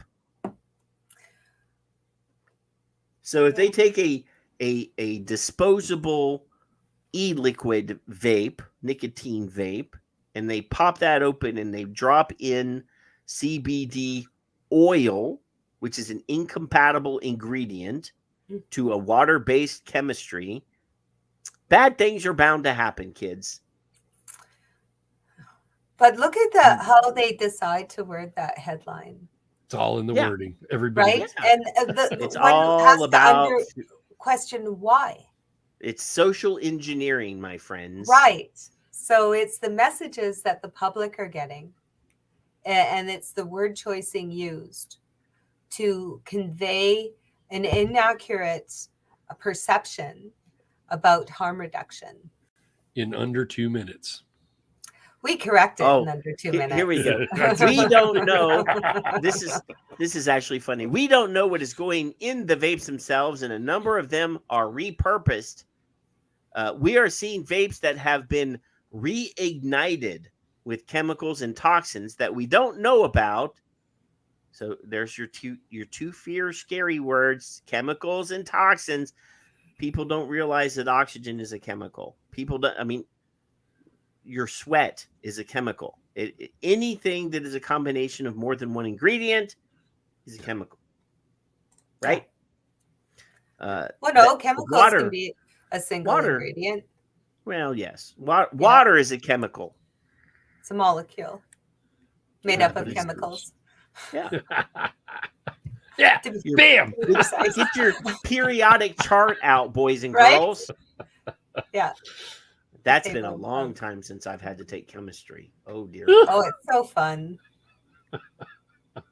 I love chemistry. I mean, I got advanced degrees in human anatomy and physiology and forensic anthropology and physical therapy. I ain't going back to school no more. I love having the education, that knowledge base. My wife is going to school to be a nurse practitioner. Oh, wow. Now. And she says, you should go back and get your doctor of physical therapy. And I'm like hell. Huh? Not happening. Young people need advice and information. That's true. They need accurate information. That's true. And we have video. I'm not going to play the video, but we have video of an FDA spokesperson admitting that they have made no effort on proactive education. Zero. Everything that they're spending their money on in the youth area, they admit is reactionary and prohibition, abstinence only, prohibitionary stuff. We asked specifically. She says we haven't spent any money on educational materials about vaping. No. Or positive educational materials. Well, you know, just actual factual information about vaping. Factual information. Just that dangers sounds confident. Dangers and propaganda. So all of their money goes into scaring kids, and I have video played at the very beginning of the show of the guy. You know what? Since Skip is here, I'm going to play it just one because this is something that Skip will love. So we're going to take 1 minute and 21 seconds. Skip, please watch this. This is the guy behind the what's it called, Kevin? The Depression Stick campaign. This is the guy that created the entire campaign. It's a 1 minute and 21 second long video. I'm a pitch man. That's what I do. It's it bought my house. It's paying my kids to school. Kids are going to school. Yeah, it's fine. What's the other one you're currently doing where you're like the talking to the vape thing? The vape thing. That's a ad campaign for Truth, thetruth.com, the anti-tobacco. Who for some reason just it's already out there. I've already done it. They're not the most. They don't have a pulse on the people who they should be marketing to. Okay. Like this campaign is the kind of campaign that kids will look at and go, I wasn't going to vape, but after that, I'm going to try. Okay. Because it doesn't speak to them. Yeah. We might find some of it humorous. Like, I'm sitting down with Senator, Lashy, and I'm talking about, hey, could you help us push tobacco? You might find that humorous. And like, look at him trying to get an anti-tobacco guy to push it. They're like, that's my parents talking to my parents' friends. Right. So I don't know. It's, but we... So that's the guy that came up with the whole Depression Stick campaign, that did all of the graphics, that shot the footage, that made the commercials. And he says they don't even know who they're talking to. Or do they? Oh, they do. Or do they? Well, I mean, I'm surprised that a contractor would say that about his client, actually. Money's already paid. I know, but you're not going to get the next contract. You won't get another one, yeah. I mean, he's already got his check, so why wouldn't he just tell the truth? Kelly, when you were a nurse, when you were a nurse, she's still a nurse. No, I let my license lapse last But October. you're still a nurse. While you were but I can't call myself one. I'm a former nurse. Okay, I'm going to rephrase for Patrick. But while you were a practicing nurse, yes. If I came to see you and I was 14 years old and I was having lung problems, would you ask me if I smoked cigarettes or did any other things to hinder my lungs? I would do a full health history, of course. Yeah. I'll be darned. Look at that. Huh. Well, then you would. That's protocol. That's just standard. And then you would probably say that I was a person who smoked in my chart. Possibly. Well, if that's what you reported to be. Yeah. History of smoking. So the age part doesn't. Reported. Right, and that age part didn't matter to you, no matter how old I was. Whether you liked it or not isn't a point. It's that. Okay, he's 14, but he smokes cigarettes, so he smokes, right? Well, I would ask when did you start smoking? How much do you smoke? How frequently do you smoke? I would get as much detail as possible. Where are you getting your cigarettes from? Right? I mean, the more information we can get, the better, because then we have more data to make an accurate diagnosis and match treatment. Yeah. Which Patrick could play on a couple other ways of but that. I'd also ask, what kind of environments are they in, and are they exposed to chemicals, and do they have, we'd look at their health history. Do they have any injuries in their past to their lungs? You know, like there's a lot of things you'd want to look at, especially with respiratory. Yeah, because you only last a few minutes without oxygen, so that's the main one, right?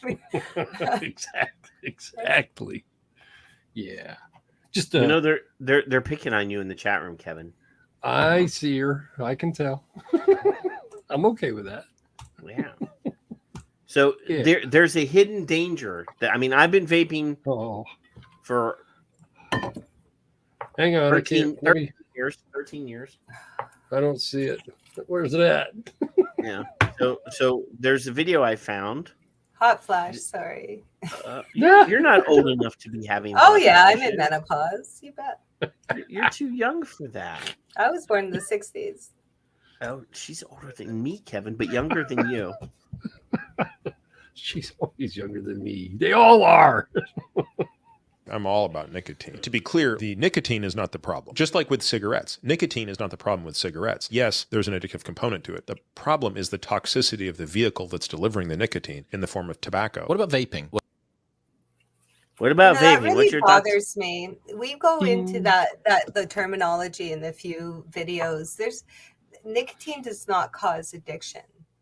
Nicotine is a dependence. Yes. There's no disease associated with now nicotine. The layperson.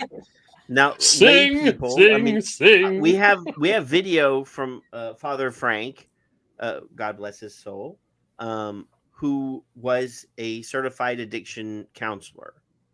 And he did a video, I want to say, in the 2015 area on YouTube. It's still available on YouTube, where he discusses the difference between addiction and dependence.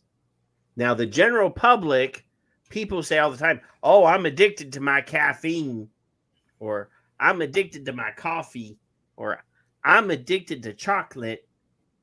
People, we educated people, and the people in the chat room now who have been educated, understand the difference between dependency and addiction. But the general public, they hear the word addiction, they think, I don't want my kid to be a crackhead. I don't want my kid to be a tweaker, That's right. So, and they see headlines in Time Magazine and Newsweek that say nicotine is addictive as heroin. Yeah, health professionals and learned people are using those terms incorrectly. And it, again, it makes things sound more alarming than it is. And we address that in several videos. Yeah, we use caffeine as an example for dependence. And then we use liver cirrhosis and alcoholism as an example of addiction. So, vaping being available in mainstream for youth is diverting them to nicotine dependence instead of smoking addiction, which means that they're not at risk for those for directly smoking related diseases, right? Mm-hmm. Yeah. So let's see what this guy he's gonna talk about vaping. What's your thoughts on vaping and its potential dangers? I don't think we have sufficient data. I don't have any sense of what's happening when you have a heated metal filament that is burning combustible products. Oh, God. Well, see, there you go. He has no idea what he's talking about. No. Right? And I've never the thing seen these are influencers. These are people that are on social media that are influencers. Call him on. That they bring him on. Influence people. You know what I'm saying? Well, I just drafted an email today to send out to these influencers, and I've been asking on my posts for a few weeks now to get lists because I feel that the alternative media has really increased in market share in the last few years. And I think their audience would be very receptive to the truth about vaping. So that's a project we're working on right now, is to get me on shows that are alternative media so I can start spreading the truth about vaping to the non-vaping population. Yeah. Of which I may or may not be inhaling through a filter. What would you be concerned? Now, we have video of a guy in Australia the other day. He took a disposable vape apart. And he's like, there's no filter. There's no filter. About going into your body. It's not just the nicotine. What I'm saying is not that I know there's something wrong with this, but I'm saying I have no confidence in that industry to regulate itself or... He's done no research, obviously. I actually had no confidence in the industry to regulate itself either. I mean, I've been here long enough and I know where all the bodies are buried and I know all the truths. And I don't. I don't have any confidence in the entire industry regulating itself. We had opportunities to institute standards for ourselves, and we refused to do it. Wasn't there an organization that did that, though? I seem to remember many years ago. They tried, and AIMSA, some companies did institute standards and joined AIMSA. But others didn't, because either A, it was too expensive, and there were scaled standards. Like, you could get the standards for free without even joining. They published their standards. We had the same thing in Canada called ECTA. Yes. Yeah. And it was not broadly adopted because when I started vaping, a 30 ml bottle of e-liquid cost $30. And I was happy to pay the $30 for a 30 ml bottle. What does it cost now? A 30 ml bottle of e-liquid you can buy, well, actually a 60 ml bottle you can buy for like $15. So wow, that's the cheap. thing is everybody was on the the train to Droop just said it. The race to the bottom. Droop said it. Yep. So they were in instead of everybody coming to the table and saying, look, we need to make enough money that we can put money into protecting our industry. We need to preserve our price so that there's enough money to pay our bills, to pay our employees, and put money away for the industry, for the future of the industry. In fact, Patrick, because a bunch of guys came in and said, okay, I'm going to make a bunch of crap cheap, and I'm going to sell it for $15 for 120 ml bottles. And there were companies that were doing that were selling 120 milliliter bottles for $15.99. So the outcomes of that would drive higher standards, companies with higher standards out of business because they were being undercut. Is that kind of they were going to outsell them because by default, Five Ponds has lasted until now, and they never did that. They never dropped their price below what was reasonable for the future of their industry. But when you voluntarily drop the price of your item or your product from $30, $29.99 to $15, you're devaluing your own product. Right. And yet it was still profitable to sell at that price? Oh, yeah. I mean, it costs at most, and I'm talking with the most exotic ingredients that you can find, at most $5 for a 60 ml bottle. And that's, but again, at that that $30 price for a 30 ml bottle, they were paying top dollar for their employees. They were paying for the best manufacturing facilities. They were paying for the future of their industry. Right. Those were the companies that were writing checks for lobbyists. Those were the companies that were hiring attorneys. Those are the companies. But again, this race to the bottom brought everybody's margins down, and they no longer. Was the consumer aware of this agency, this standards, and was the e-liquid marked as being?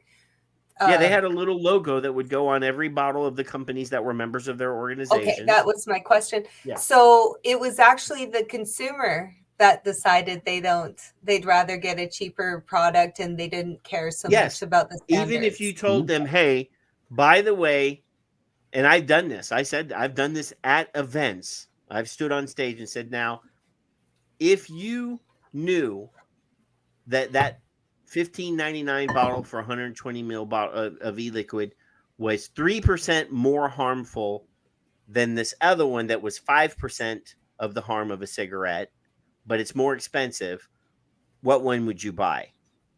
And almost universally, everybody said they would buy the cheaper product. It's such a nominal difference between 3% and 5%. And And since there were no like consequences or immediate consequences, I can see how the consumer would just go with the cheaper price. So, but I mean, compare that to what cigarettes cost, which I don't know what they cost in your country. They're $20 a pack here in my province. Yeah, they're not that here. Yeah.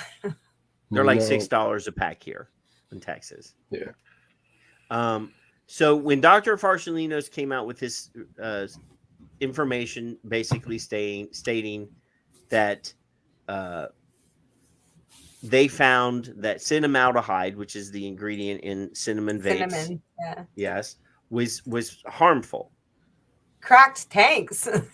Yeah, was harmful.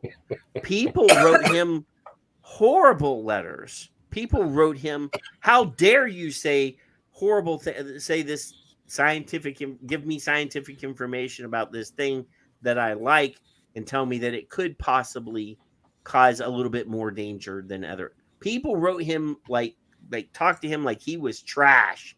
What was their rationale? Why were they so upset? Because they were defending their favorite product.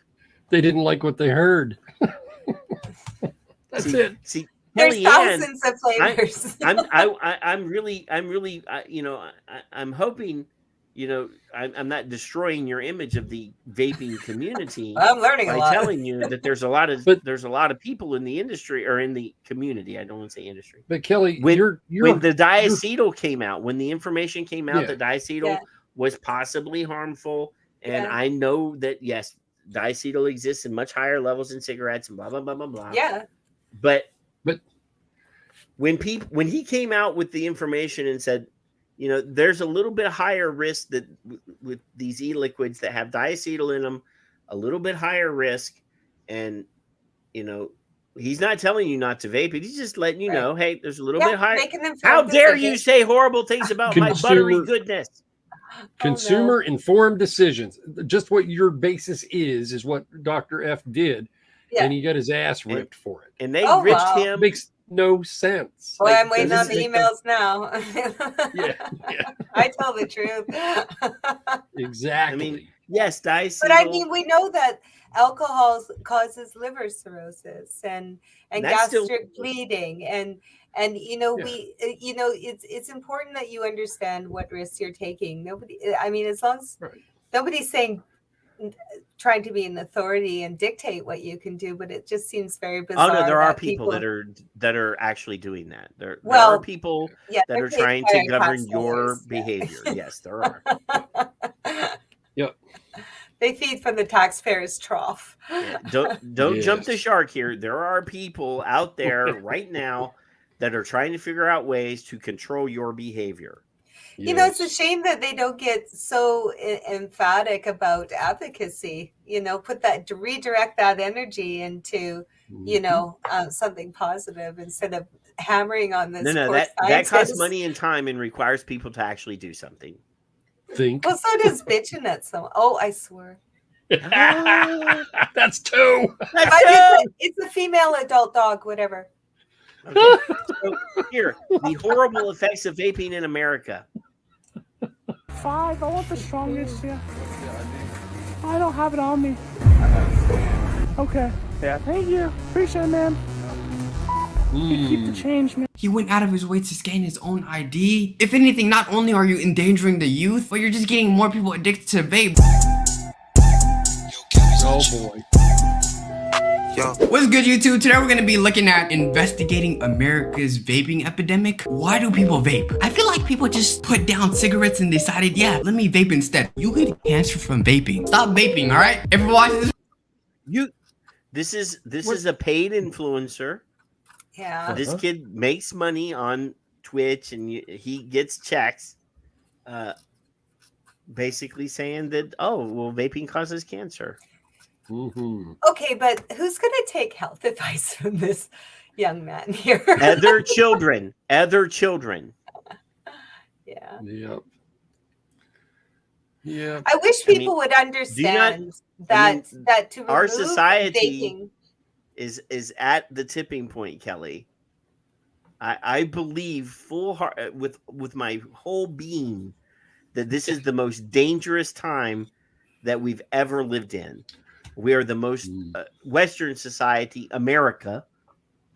I don't know that much about Canada, so I don't know. America is almost perfectly split.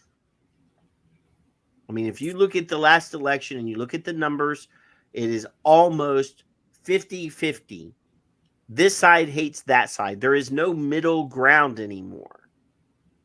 And the dumbing down of America is right here. This is a perfect example of how horrible this next generation of kids are. I mean, behaviorally,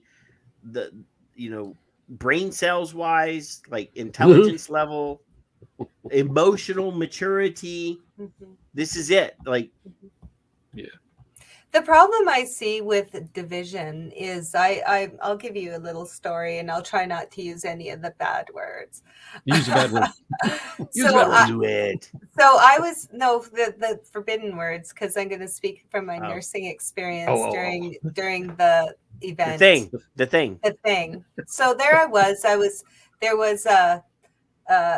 went from, I don't know how to say the word with another word, because like I would go in where other nurses wouldn't, because I review science and I wasn't the elephant room. So the isolation ward. Yeah, there we go. So I went. I got another contract in an isolation facility. That's totally the wrong word, but anyways, and I worked night shifts because I like autonomy, and I didn't have to wear the breathing barrier.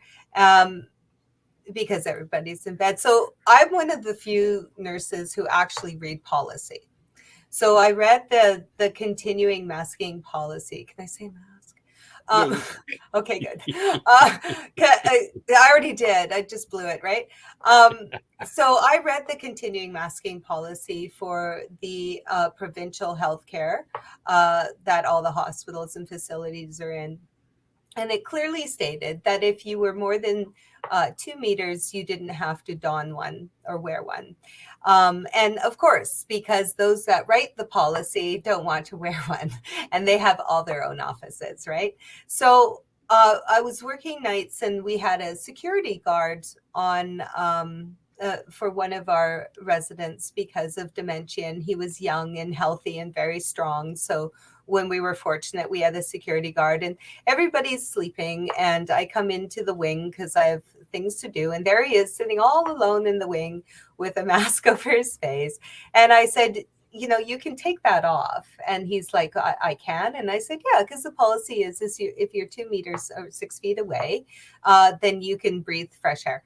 And so I did, because I went from town to town to town to town, answering the call to these facilities. And everywhere I went, I would teach. So I would teach the staff I was working with. I would teach, the people at the grocery store, the people at the front desk at the hotel I was staying at, because I could see the messages that were coming through official channels they were inaccurate compared to the data that I was reviewing, because I read over 500 published articles in that time. And I started doing a little teaching on safe masking procedures and what droplets are, and these things I taught over and over again. And I'd been teaching him for about 15 minutes, and he looked at me and he said, I believe everything you're saying, and knowing those things really will affect the way that I do things, and thank you for telling me that. And this is what was important. He said, but if I said that to my friends, I would lose all my friends.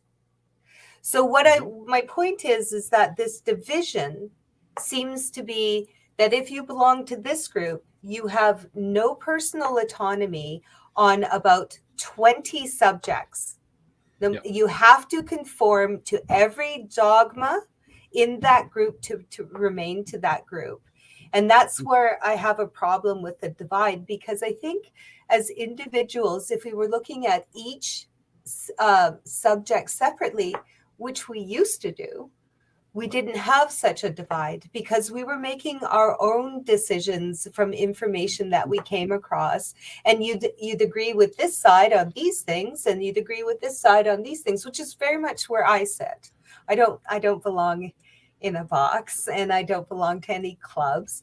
I tried to just look at truth and make my own decisions. But that's the problem I have with division. And it seems to be almost a level of laziness. And because you're not willing to make your own decisions. And the other thing that I see is because we are a communal creature, right? We have survived as a species because we belong to a community and we work together. And now we're very isolated. They do a survey every so many years for decades, and they found that when they asked the question, how many good friends do you have in the 50s, people's average answer was 7. And then as it went to the 60s, it dropped. And by the time they got to the 2000s and 10s, it was 0. So we have this intrinsic need to belong. And if all we're getting offered are two opposing dogmatic constructs, we need that connection with others that we will conform, right? And conforming is a loss of autonomy. It's a loss of critical thinking. It's a loss of individuality and authentic living. And that's why I see division as such a concerning thing. That's why I said we're at the most dangerous part of our history. But Phil did reply, Kevin. He says that loophole does indeed exist.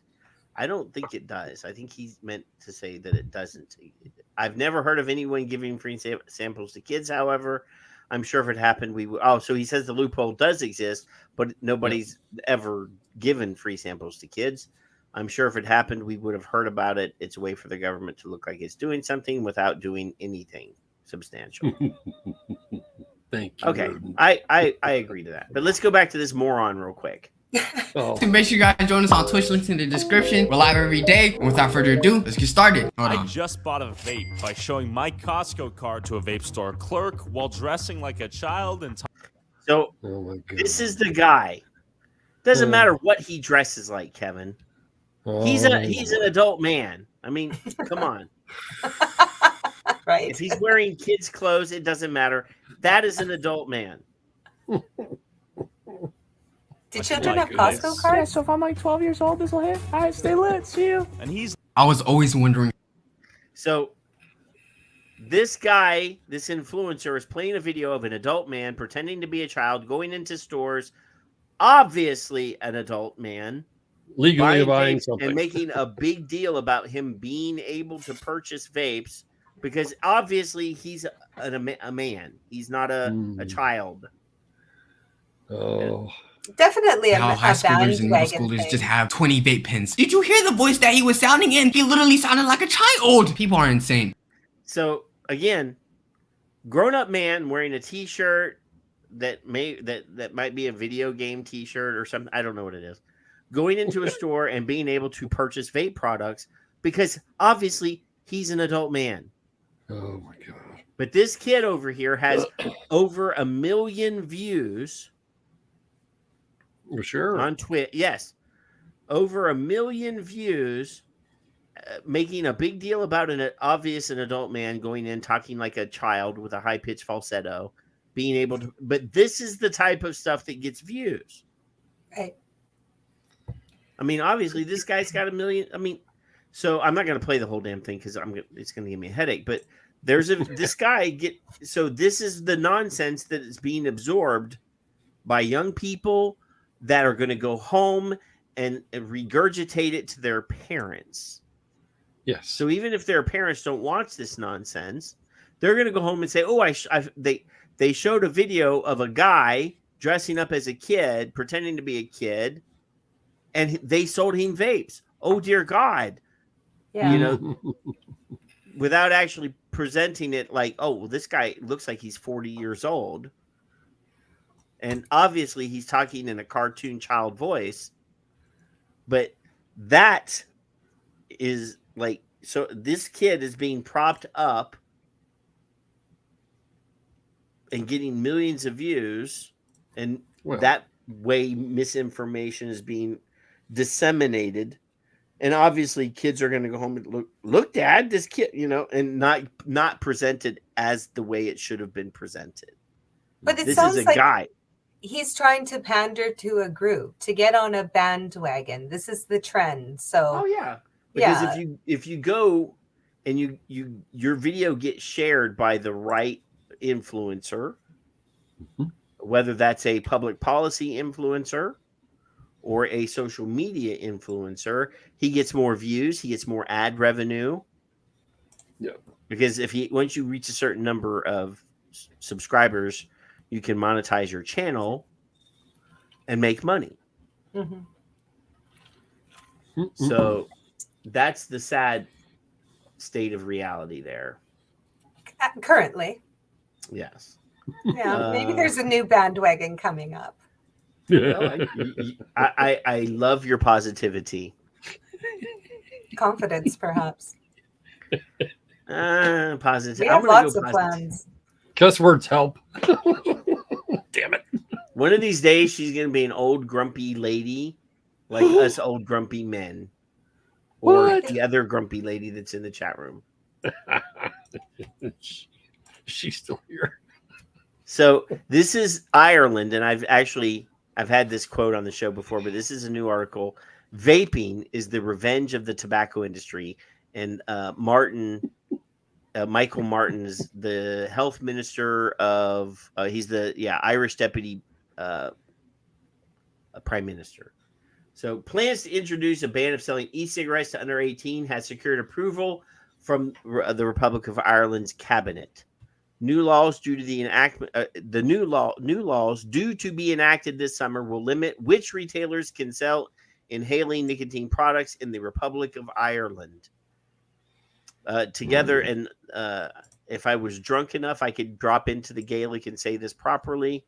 But I'm not there right now. I had one beer, so that's not going to happen. The Irish Deputy Prime Minister described vaping as very dangerous, particularly for young people, according to the Irish broadcaster RTE.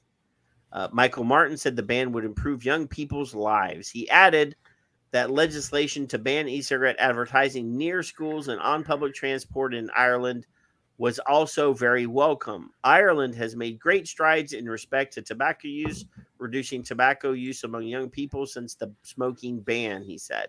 Now, I will tell you, I was in Ireland after the public ban on vaping, or on smoking, I mean, and people were still smoking everywhere. Oh, is that right? You go to the pub on the corner, and people are getting a pint and smoking a cigarette. Oh, wow. And now that was a while ago, but it was after the public smoking ban in Ireland, and people were still smoking everywhere. Irish Minister for Health Stephen Donnelly brought the finalized bill to the cabinet for approval on Tuesday morning. He said the Republic smoking rate continues to remain unacceptably high at 18%.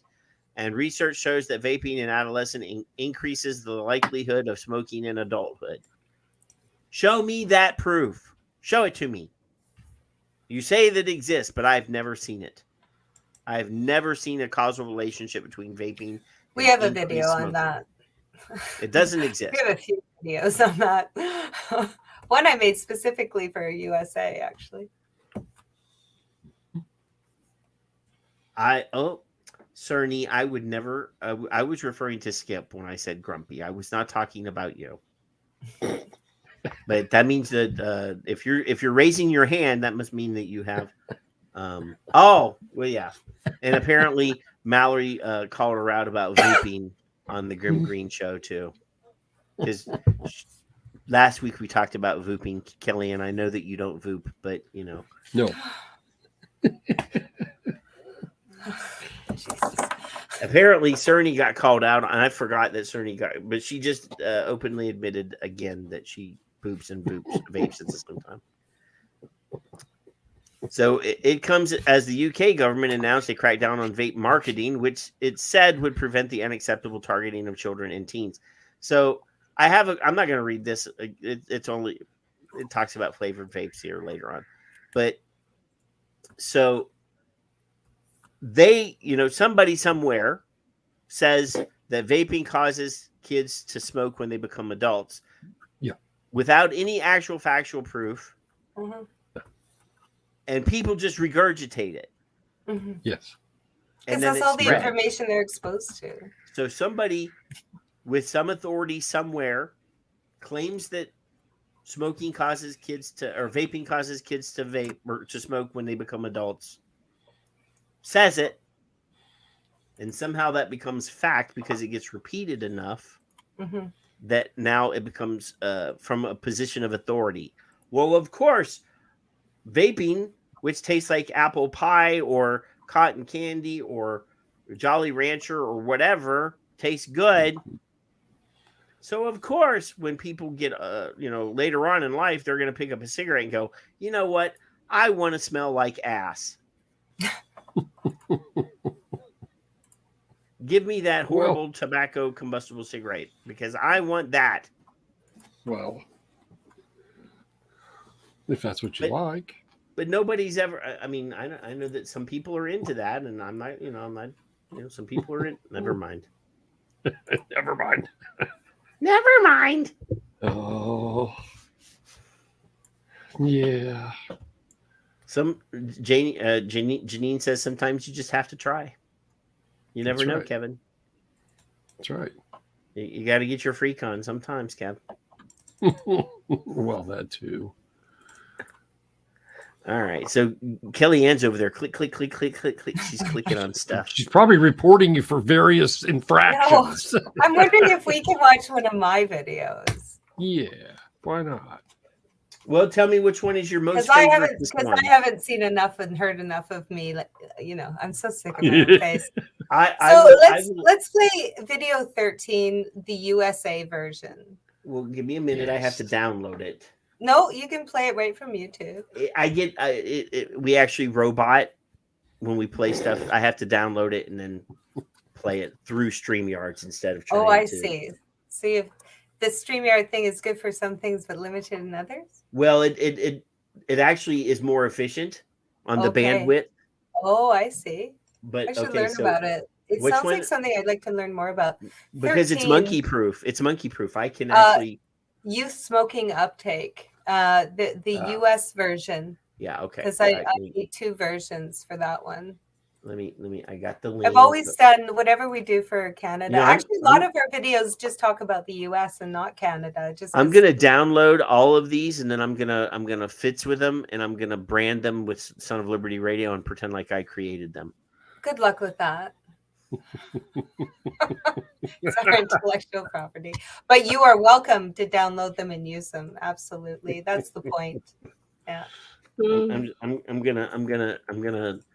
gonna reshoot all of the shots of Kellie Ann. I'm just gonna say exactly what Kellie Ann said, but I'm gonna put it in my editor. And I'm gonna edit her out and put green screen myself over.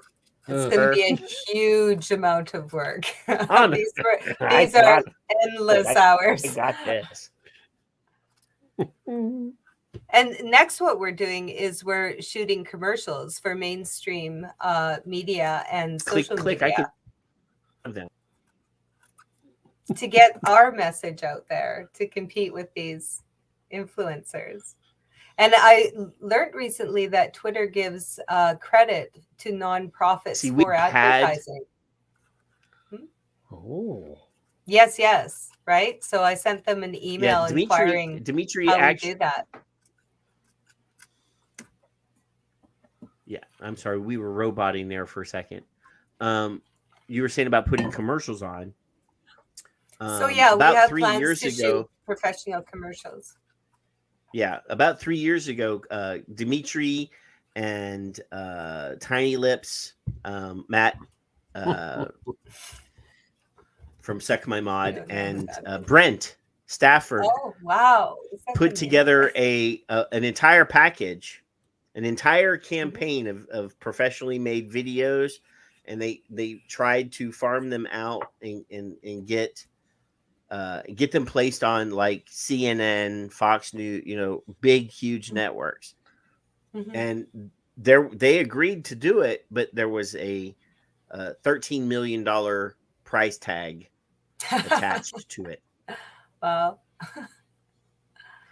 I don't know what we're up against, but obviously we are a nonprofit, and we do have certain rights and privileges.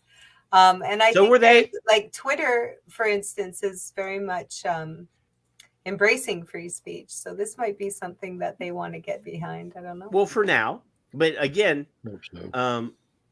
obviously, yeah. I mean, I can cut together a video package and put it on Twitter right now, and that's okay, no problem.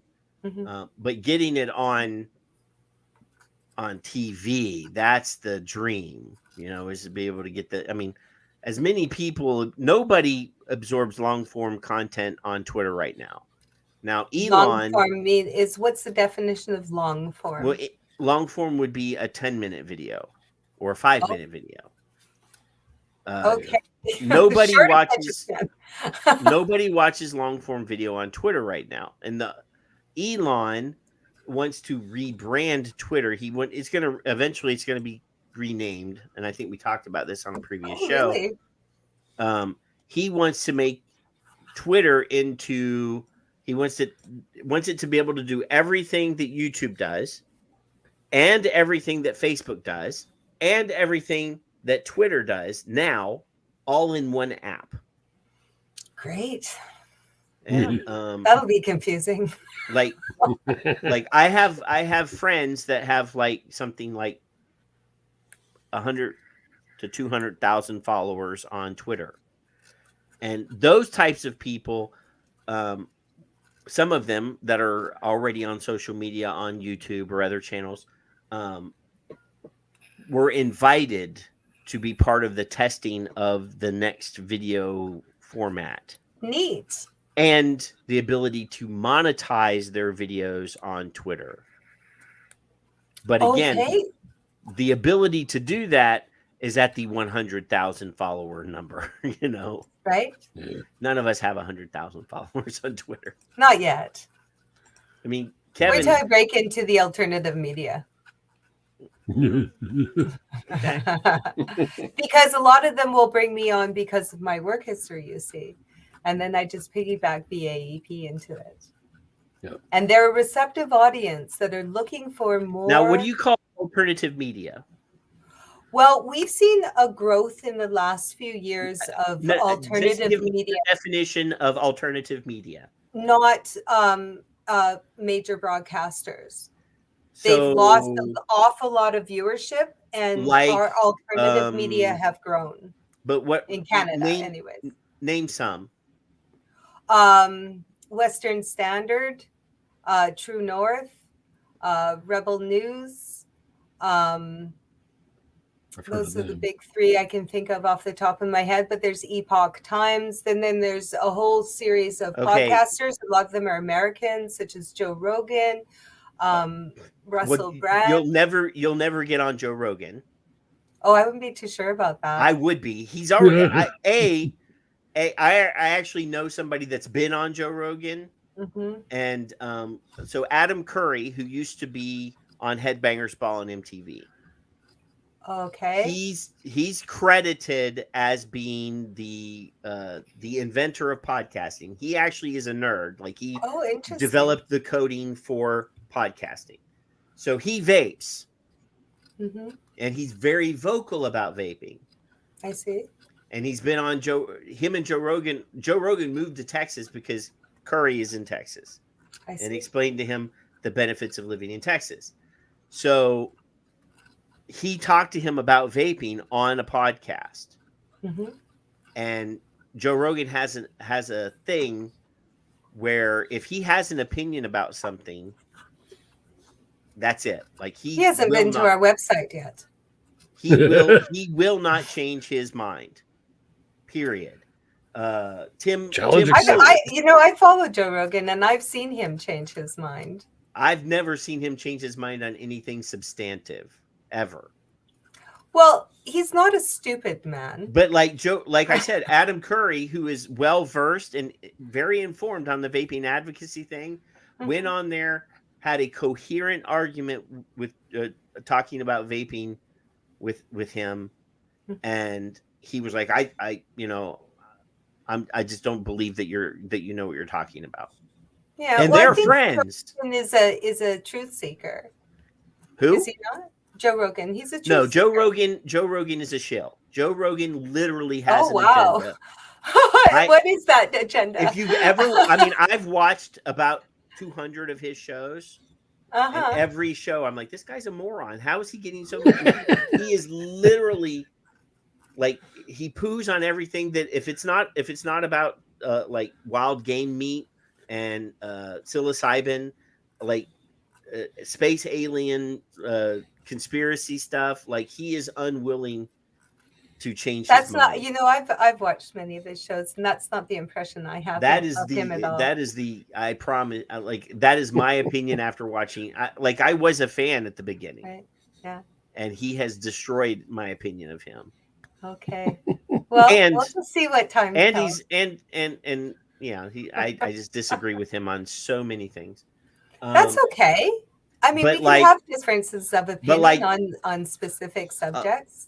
A lot of so you're calling alternative media, and I'm trying not to be attacked, but so Epic Times you named, Epoch. Rebel News you named, yeah, Western True Standard. North. I don't know North. True North or Western. Yeah, these Standard. are Canadian. Yeah. So, but Epic Times I'm quite familiar with, and Epoch Times. Yes, I know what. I'm quite familiar with them. Okay. And they also are a very agenda-driven media channel. And what's their agenda? Well, Troop says that they're Red China, but I have noticed that they do push an ultra-conservative agenda, which is fine for me because I'm ultra-conservative. Are you? But in some things, I'm a gun guy. I'm a crazy gun guy. And so to like guns means you're conservative? Here in America, it does. Oh, in my country, it means you hunt. No. I mean, here in America, if you have as many guns as I have, you are considered a crazy gun nut. Yeah. Okay. Must be expensive habit. It is. Yeah. It is. I mean, I feel very safe, though, I betcha. Huh? You feel very safe. Well, I have a gun safe built into the foundation of the house. Wow. So my guns are very safe. May I ask you, do you carry a firearm with you? When I'm not at work, because I'm not legally allowed in the pursuit of my job. I can't even keep it in my car. While I'm doing home health, you're not allowed to have it in your car. Isn't that interesting? Why? Yeah. Because you are a licensed medical provider, and while you're in the pursuit of your job, you can't carry while you're. You will not get mugged or carjacked. Well, no, I could because I'm not allowed to carry while I'm. Yeah, that's what I'm saying. It seems to be a little far-reaching. If you're not bringing it into the client's home, it's your personal vehicle, right? When you're at work, it's not your personal. Oh, yeah, I see. Because you're on the clock. Yes. Yeah. Okay. So yeah, and in America, whether it's a constitutional carry or concealed carry state. What's a constitutional carry? Constitutional carry means that you can carry your gun. You don't have to have a license, as long as you open carry. Like so people can see it in a holster. Yep. For real?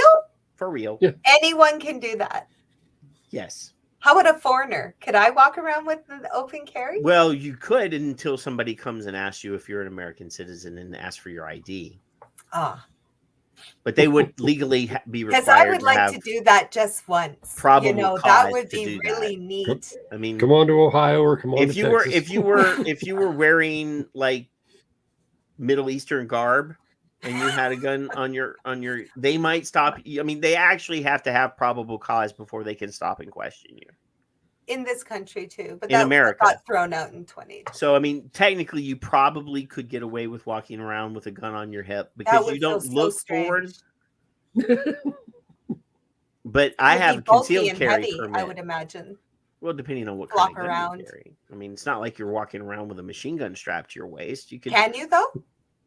Well, you much. you can carry it over your shoulder. I mean, a sling. You can sling carry an AR-15 in states that are constitutional carry. So any firearm at all? Yeah. Wow. Legal. What about a bazooka? No, that would be illegal. Rocket launcher? That would also be illegal. Oh, I wish. I mean, if it was legal, I would How have about one. a bow and arrow? Yeah, sure. Yes. Yeah. That's Okay. not a firearm. Crossbow? That's Yep. not a firearm. Okay. Wow. Knives. No, in Bowie Texas, they knives. actually have rules about knives. So, This is for example, fascinating. They got to be at least this big.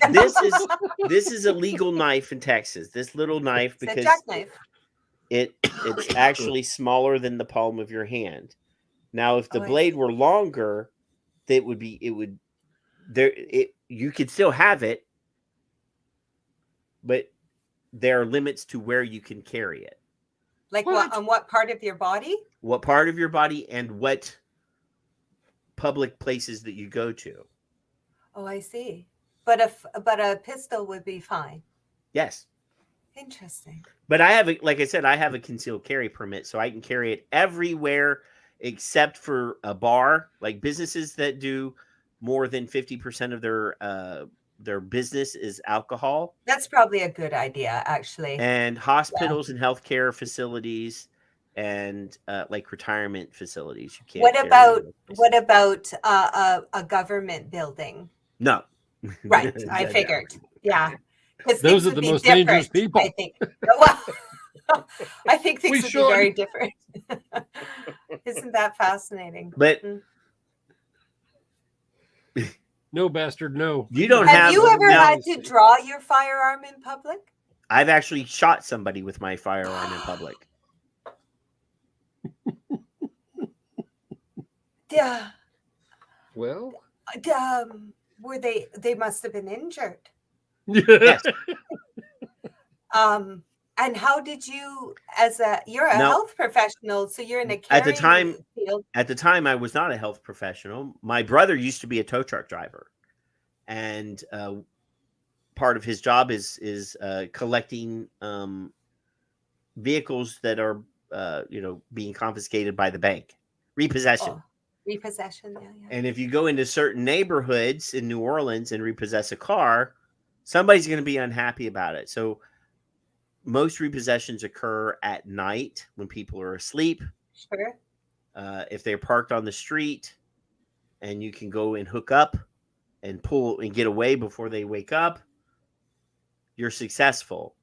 So we were in an apartment complex in New Orleans, and we had a hydraulic.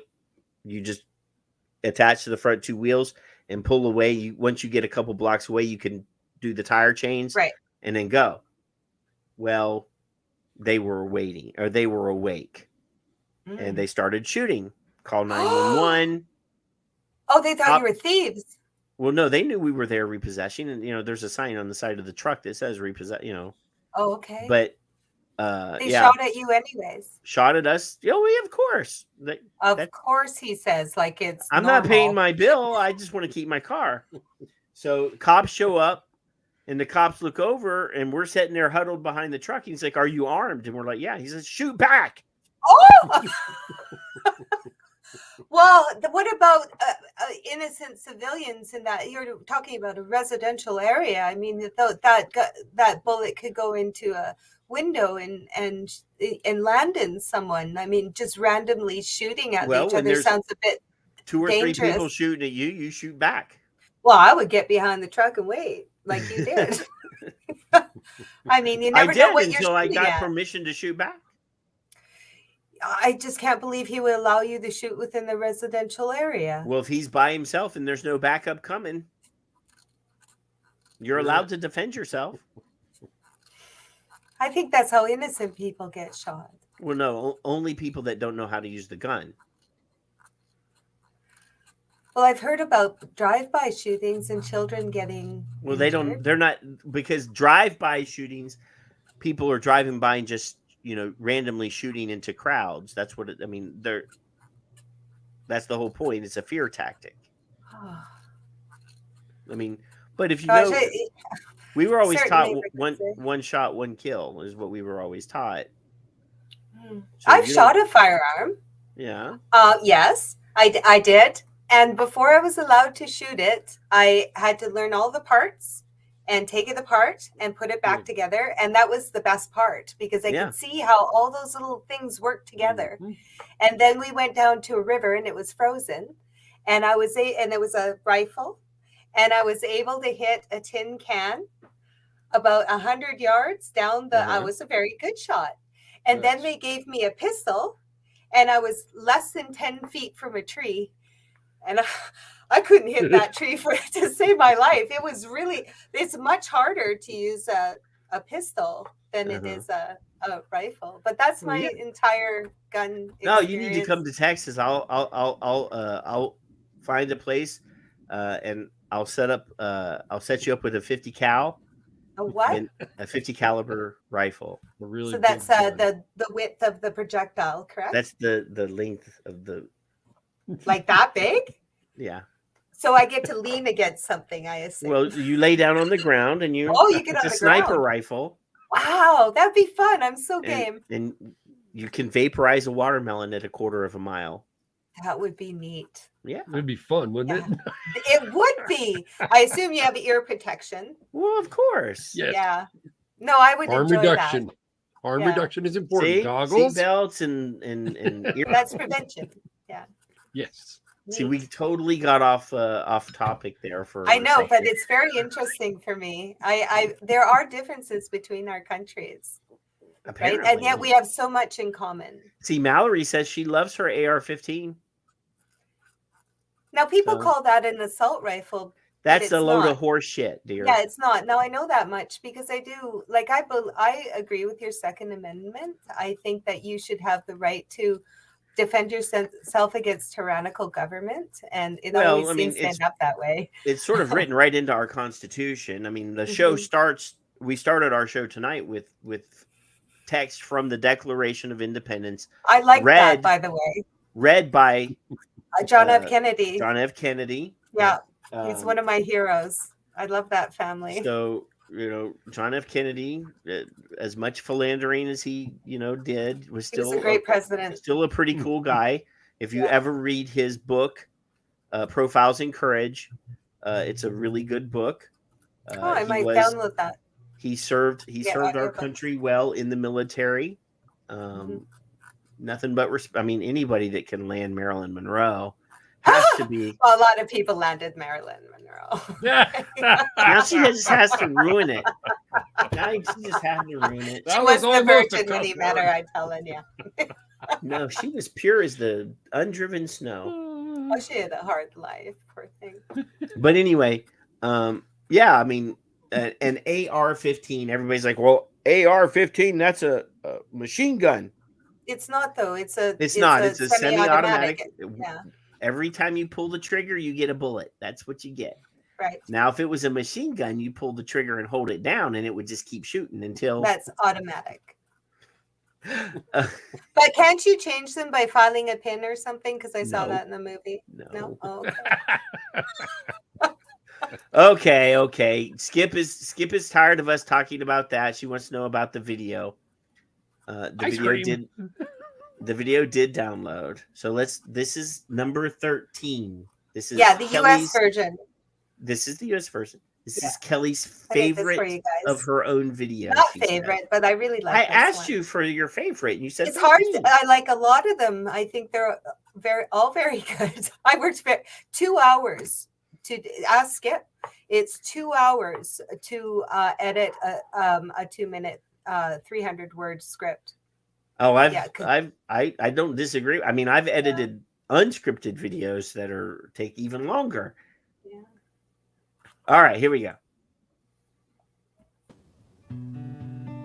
A common misconception is that youth vaping leads to smoking. If that was the case, then the increase in youth vaping would have led to an increase in youth smoking. Where vaping is available, however. Now, I do have to pause you for just a second. because you're using logic. And there are a large percentage of people that don't understand logic. Yes, they do. Well, they don't. They pretend not to. They choose not to. Youth smoking rates decline drastically. For 20 years, government statistics have been tracking youth smoking rates through population surveys every 2 years. If we compare smoking rates to the prior rates, we get a % decrease. When vaping was introduced to mainstream in Canada and the US, the youth smoking rates decreased at a rate more rapid than ever before. Beautiful visual. As stated in 2018 by the National Academy of Sciences, Engineering and Medicine, e-cigarettes could similarly... I will say that Kelly has an NPR voice on this video.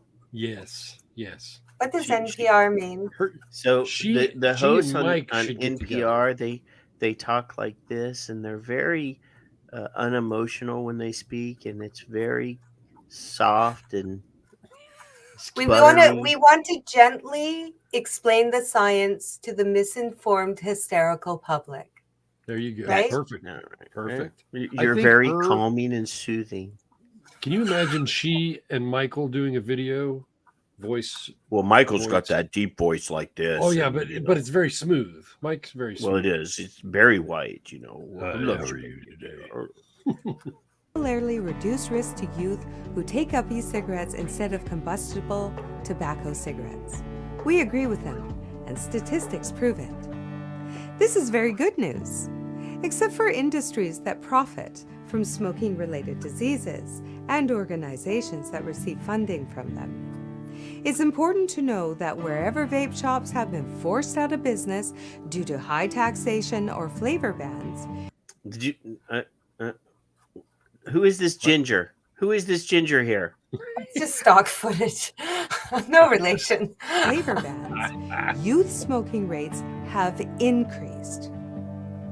For more information on vaping that is based in scientific evidence, please visit vaep.info. And if you would like to support vaping education, visit our online shop at vaepmail.com. Look good in one of our tees and invite people to visit our website by having them scan our QR code right here in the sleeve.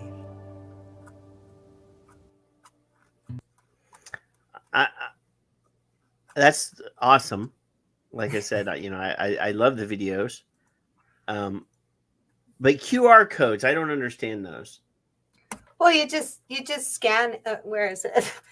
You just scan it with your phone, and so if somebody asks you about the shirt you're wearing, or you're talking about vaping, instead of you trying to explain that 2-minute video, they just send them to our website, and we'll take care of the rest. We convert them. We convert them to be pro vaping. That's what we do. Hopefully. Oh, I got lots of stories on that. All right.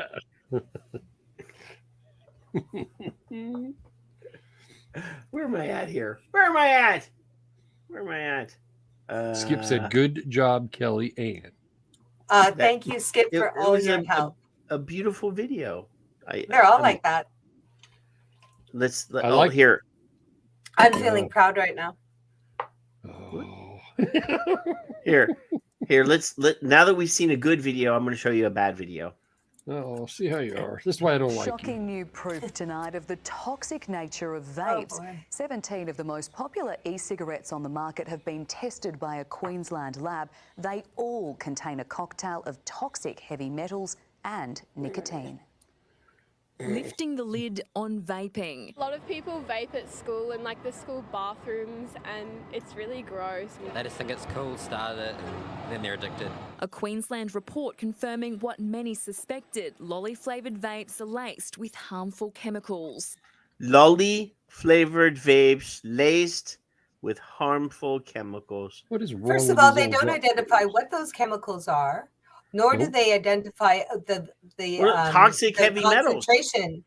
It's all speculative. All in the toxic wording. Heavy metals. It's a fear word. Toxic. Fear porn. Poisons. Cocktails. Huge amounts of nicotine in vapes being sold as nicotine-free. So, okay, here they go. Huge amounts of nicotine. They're going to say. Huge. They're going to say in one cartridge, it has as much nicotine as 2 packs of cigarettes. 800. They're 800 One now. pack of cigarettes or whatever. But they don't give the dosing per puff. Yeah, no, they're never going to do that. I mean, it comes wrapped up in a package that they can already scare people with. Oh, this little tiny cartridge has as much nicotine in it as a whole pack of cigarettes. Yeah. And they don't say, oh, well, that makes people think that that's one puff. Like that, they're going to get all of that in one puff because that's, and instead of saying, well, it takes a whole day to use that pod, and that's the same amount of time that it would take most smokers that are a pack a day smoker. They don't use the word replaces 2 packs of cigarettes. It contains as much nicotine as a whole carton of cigarettes, Kevin. Look, we're making her hot again. Look, you're making her mad. I'm just so tired of the nonsense, the rhetoric, the fear-based, mantras, the information without context, the omission of real data. Just tired of it. It's all propaganda. And dangerous metals such as formaldehyde and lead. The state government... Formaldehyde, which we've covered in depth on this show. The human body is a formaldehyde factory. It's in your urine. It's in your exhalation. That one's called the 9 toxic, worst toxins in cigarettes. Yeah. Apparently, it's in your urine. It's in your breath. When you exhale regular air, there is formaldehyde in it. Yeah, but dosing is everything with toxicity. I mean, take 4,000 milligrams of Tylenol. That's an overdose, right? Yes. For some 10 minutes I can handle about 10 minutes of Patrick, but after about an hour, I'm overloaded. His blood pressure has spiked. The vein in his forehead starts poking out. My third ear kind of itches. Third ear? Yeah. Well, it's because of vaping. The contents of 17 popular products. All were obtained without a prescription and should have been nicotine-free, but all contained nicotine and 5 to 15 heavy metals like arsenic and zinc and carcinogen for... Now, in Australia, the way I understood it was that no vaping product sold as a pre-manufactured item in Australia was to have nicotine in it. Oh. That the consumer had to have a prescription and had to get the nicotine themselves and add it to the product. Oh, I didn't know that. That's the way I always understood it to be, was that there's nobody licensed in Australia to sell nicotine vapes already made. They have a booming black market. So any product that they tested would have been black market. Would have been black market if they were disposable vapes that are already manufactured. Yeah. They're promoting harm. Yeah. Yes. By creating a black market. Yeah. So Shadav in the chat room, that's I know her. Anyway, yes. In Australia, you have to have a prescription, which allows you legally to import your nicotine. Oh, import. Yes, you have to import your own nicotine. Oh. And you buy zero e-liquid in the store and you add nicotine to the liquid that you purchased. Let's hope he can do basic math. So that, yes, they have to be able to, otherwise they're just randomly putting nicotine in there. But anything that's completely packaged, the way I understood it, was that it had to be made so that you could add your nicotine to it. So if it's a disposable vape that's sealed, those are going to have nicotine in them because they're coming from China and you're importing them. Or wherever. Or you're getting them out of the back of the vape cab that we saw on or Uber. Watch your mouth. It was Uber. It wasn't a cab. It was an Uber. Oh, wow. A vape Uber. Leave them cab drivers alone. It's really amazing what lengths smokers have to do for harm reduction in Australia. Mm-hmm. And it's only going to get worse. So arsenic, zinc, formaldehyde, lead, mercury, nickel, and copper Yum. Those are all naturally occurring, and yes, it is the dosage that makes the poison. Every time I kiss my wife, it's misleading, isn't it? It's concerning when you've got young children who are starting out in this habit. I think the young kids believe it because it's bubblegum or raspberry flavoured, it's safe. The Australian Medical Association says other studies have uncovered vapes with more nicotine than 50 cigarettes. That is why we have been asking. There it is. Yeah, there it is. It was 50 cigarettes, though. But they don't say that, oh, this is meant to be used in a week, or this is Well, you meant can to be see used the in number 3 of or 4 puffs days. on it. They didn't do a very good shot there. They shouldn't have got that in there. They don't know what they're talking about. 3,500 plus puffs. Yeah. Wow. Somebody should get fired over that. Someone might do some math. Yeah. Levels of government to step up and do something about this vaping scourge. A parliamentary Scourge. inquiry into reducing vaping rates in Queensland is underway, with public hearings to be held in Brisbane on Tuesday and Wednesday. Tougher tobacco and vaping laws were passed this week, but some won't take effect until September next year. We would like those laws to be introduced. What's important, Kevin? No, they're gonna wait till next year for them to be enforced. Oh, yeah. Straight away. I mean, because it's We're important. doing everything we can to, ramp up. So this chick here, she's probably running for office. So now she's on TV. She's getting her face out there so that when people vote, they're like, oh, that lady saved our kids. We trust her. Let's vote her back. She saved our kids from the evil nicotine. Our regulatory enforcement. The federal government is planning to ban recreational vapes entirely. Recreational vapes, Kevin. There's that damn word again. Hey, Patrick, are they banning recreational use of cigarettes? Is there any talk about? No. Okay, never mind. That's like a $14 billion. I'm sorry, I didn't mean to interrupt. $21 billion. What's the word I'm looking for? The government collects about $21 billion from cigarette sales in Australia. It's a government-run business. Yeah. Yeah. In a desperate attempt to stop a new generation becoming addicted. That's right. And Roseanne.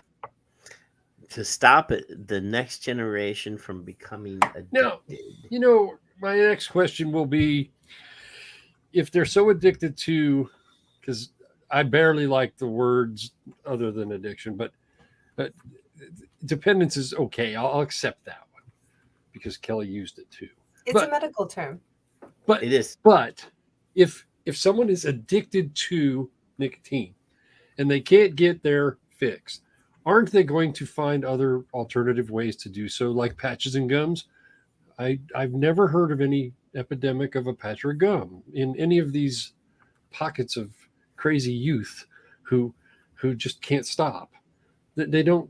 How concealable is a patch? I don't know. Maybe they're not reporting on that. But I can tell you in Canada, a child can go into a drugstore and buy as many nicotine patches and gums and lozenges as they want. However, if a mother has a child in a bassinet and wants to go to a liquor store and buy it, 26er of rye and get loaded, she can bring her child into the liquor store. If she wants to go into a cannabis store and get a high concentration THC to get loaded, she can do that. But if she wants harm reduction, she has to leave her baby outside.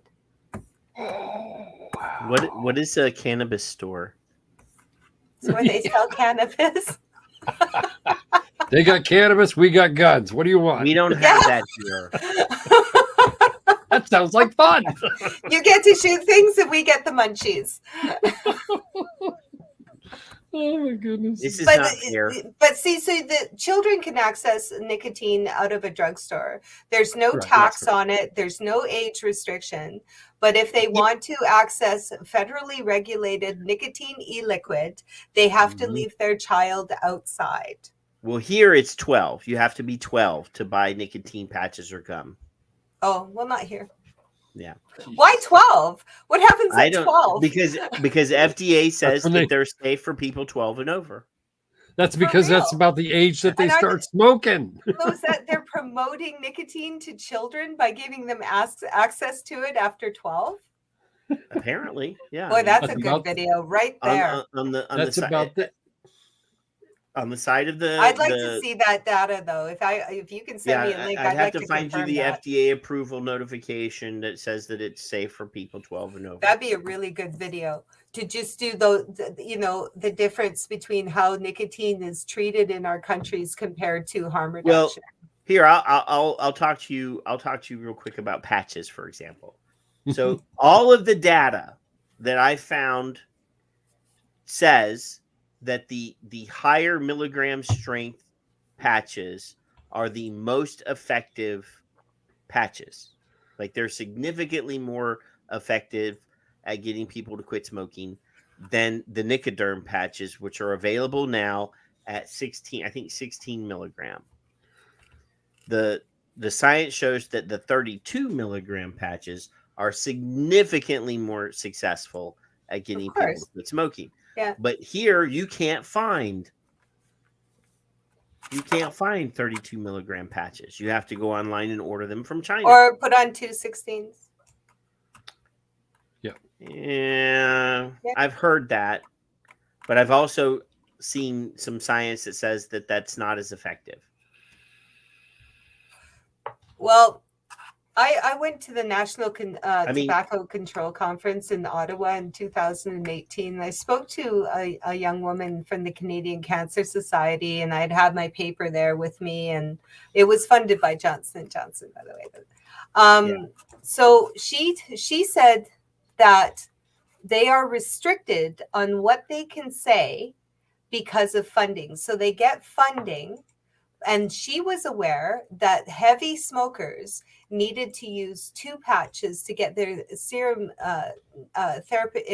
serum levels into a therapeutic range, right? Mm-hmm. But she could not recommend that to the client because she was restricted by what she could and could not say through funding. And that's a big reason why we don't go for bursaries and grants, because they always come, like, I'll take money. I don't care where the money comes from, but no restrictions, no conditions, right? Yeah. Right. So James in Australia, he even confirms what I'm saying, that the gums, the patches, and the inhalers are 12 and older. I really got to do a video right on on the this. side of the packets. Yeah, this would be a really good video because it shows that these countries are making a huge deal about nicotine, but then they're handing it over on the sly and making it available to children. That would blow their narrative out of the market. No, because I've already hit them on Twitter with that, and crickets. Well, I make videos.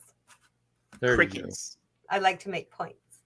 Yeah. Louder. Okay, so here on this show, Kelly, Oh. we have spent a lot of time talking about child abuse. I knew this was coming.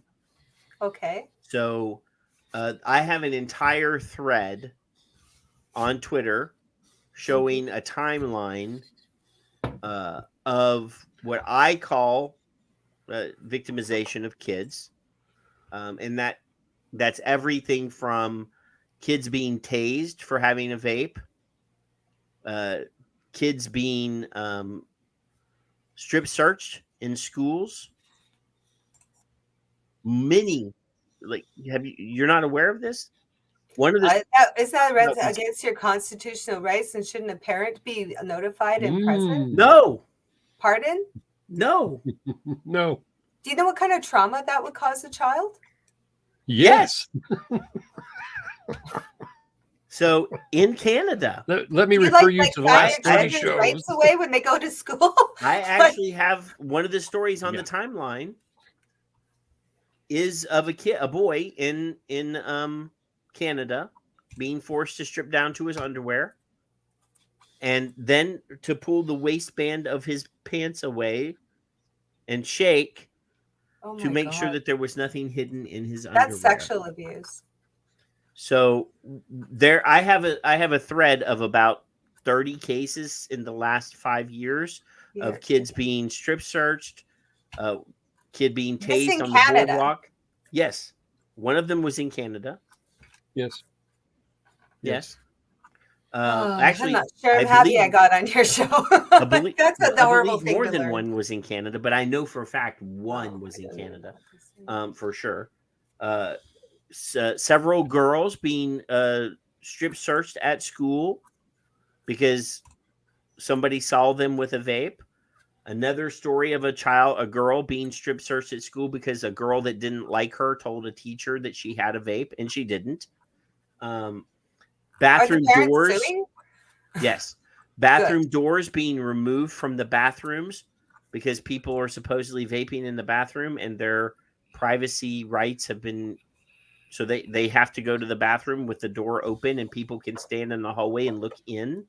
Wow. Did they search them for cigarettes too? How about booze? Drugs? I mean, are they strip searching them just because? These are all specifically because of vaping. A school administrator in New Zealand going into the girl's bathroom with her camera phone and taking pictures under the door of children. What? Just because they want to supposedly make sure that they're. Oh, yes. Literally, at least 30 or 40 of these occurrences happening in the last few years. So every week now, it seems there's another story. A teacher trading sexual favors for a student. There was a 2 weeks ago of a teacher giving her vape to a student so that she would fit in, so the teacher could fit in with the kids, not so that that teacher doesn't have a job. I hope. No, she is now jobless. Yeah, but you know, this sort of thing has lasting effects on a young person. So I'm going to show you another one. This one just occurred this week. Well, there's not a video. This is just an article. So, yeah. See, here we go. Female middle school monitor had sex with teen who hit her up for vapes and cash, says police. Megan Carlisle was fired from her position in Pennsylvania's Elizabethtown area school district. A female employee in Pennsylvania's school allegedly groped a teenage student during an in-school suspension, which continued throughout the day and with sexual activity in her car that evening, police said. Megan Carlisle, 37, also allegedly sent explicit pictures and videos of herself to the 15-year-old student and his 15-year-old or 16-year-old friend.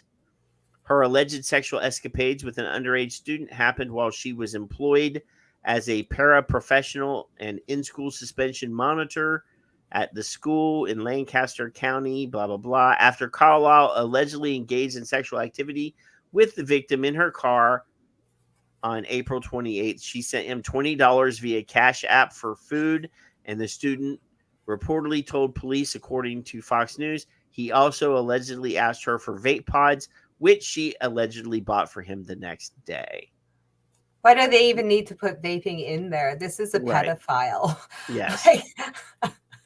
So this is the young lady here who is 37 years old, who doesn't look unattractive. She should be able to land a man her own age having intercourse like adults for vapes.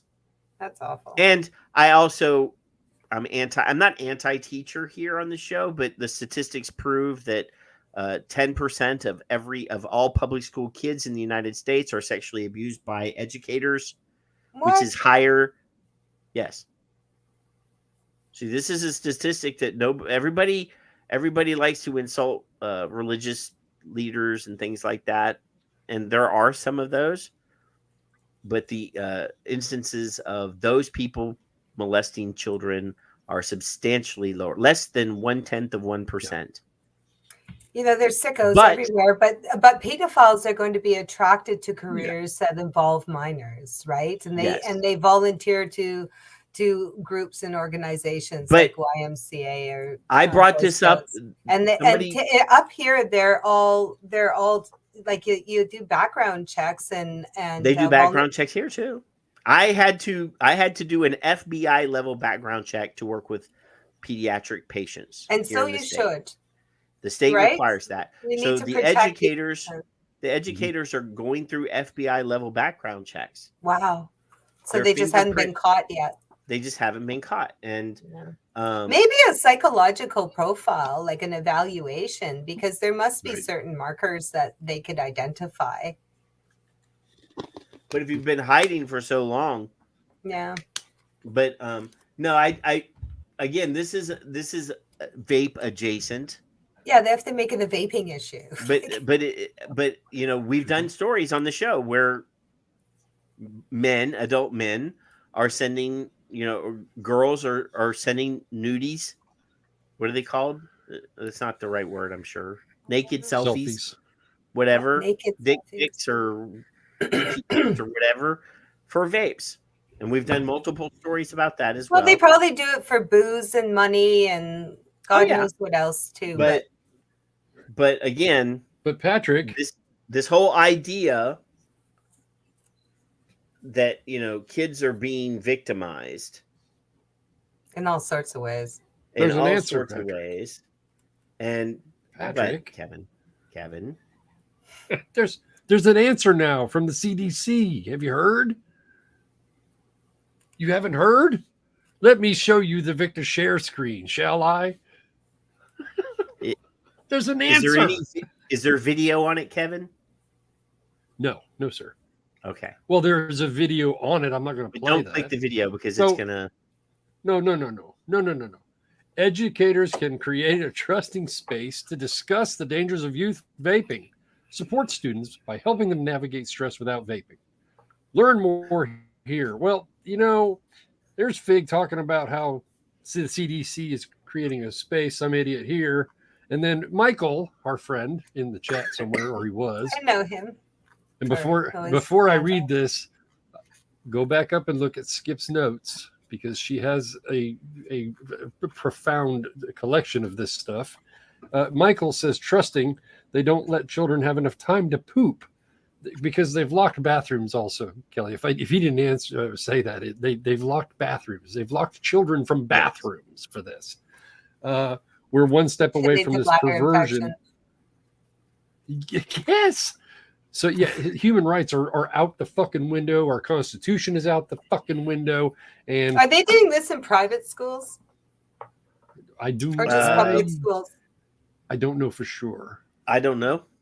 I mean, none of the stories. Moral panic. I mean, I'd have to know every school. I'd have to research every school and every article. But we're one step away from this perversion because you won't knock it off with the moral panic creation. So kudos to Michael for that, because I love that tweet, and I will stop sharing the Victor share screen now. But they've banned people from using restrooms. So if a school has 6 bathrooms, they will lock 3 of them. They have removed the stall doors. They've removed the exterior doors. They put windows in so that people could look into the bathroom. So this is all about combating vaping. Is that what the rationale that's the justification. So they're abusing children for a moral cause. Is that how I'm reading? Well, that sounds like an oxymoron. Yes. Double plus good. They do a lot less damage giving them a vape, right? Like, that's crazy. They're installed. Some hospital or some schools, not hospitals, have installed sensors that have sound, have microphones in them, and they're designed to key on loud sounds. Yeah, and alert. So they're supposed to detect fighting in the bathrooms. We showed a study that was conducted on the school in Florida where the horrible shooting occurred. Do you remember? You know that one. I don't keep track of. Well, there was a mass shooting at a school in Florida. It's a really famous. Is it recently? What was it called? I mean, I can't remember the name of the school anymore. But David Hogg, the kid that's on all the news channels now, talking about gun violence and guns. We need to ban all guns. That kid. was at the school. But anyway, they released a study because that school had locked the bathrooms, so the kids couldn't go and hide in the bathrooms. So they were blaming vaping for some of the fatalities at that school shooting because the bathroom was locked and they couldn't hide in the bathroom. It's not vaping's fault; it's their policy's fault. So yeah, I mean, they will twist every tragedy for themselves. So yeah, Skip has a question, Patrick. If you want to highlight it, which one? That's at the very bottom. Ask Kelly Ann which video was the hardest for her to make. Yeah. Ooh. That was no question mark. Gosh. The one that we just saw, it was a difficult concept to convey because of the graph. So that one I had to give the most instruction on to my graphics designer. Okay. I mean, they all were a lot of work. Yeah. I like the way the hardest part was being comfortable in front of a camera, and you'll notice that as the numbers get higher on the releases, I end up more at ease because I don't like having my picture taken. I don't like to be filmed. And so it was getting used to the fact that I was voluntarily putting myself on film. But again, I really come to a point where it doesn't matter if I'm uncomfortable. What matters is getting the truth out there. So I've really pushed my boundaries as an individual to develop this nonprofit. So, yeah. So here, we do spend a little bit of time on Twitter on the show. So this week, the WHO criticized the Ukraine and said that the Ukraine should prioritize banning vape flavors and dispelling the misleading claims that novel tobacco products serve as smoking cessation aids. Hashtag tone deafness is real. This is from Phil. Tone deafness is real. And he links to the Ukraine being upset. This was on World No Tobacco Day or World Vape Day. So like my response is that the Ukraine is currently in the middle of a war with Russia, and war is pretty stressful on the citizens and the soldiers. That and the WHO knows that people smoke when they're afraid of bullets and bombs, and they would prefer that they continue to smoke a ciggy instead of a 95% safer vape. Good point. Yeah. So I mean, they're in the middle of a conflict, a military conflict, and they're like, oh, by the way, you should really be focusing on getting rid of those flavored vapes and make sure that the messaging that they're not any safer. You need to dispel the myth that they're safer than cigarettes. I'm shocked that WHO all the while they're like ducking. Yeah, right. Like, right. But I find it shocking that they would say that it's not safer. Like, the WHO has never admitted. Admitted that vaping and I don't know if they have. This. I have a shareable on that. They sure have. I have a shareable on that. Hold that thought, Patrick. I don't know that Dr. Tedros has ever said that. A genocidal maniac. That's different. But yeah, I do know for a fact, and the WHO, the WHO has their foundational treaty that every country in the world that is under the World Health Organization umbrella is forced to sign. And then they have their tobacco treaty. Right. And one of the first 4 rules, 1D, says that they have to embrace harm reduction strategies and tobacco control. No. It's one of their founding documents. It's very early in their founding documents for the so important it was 1D. This is a quote from WHO from 2020.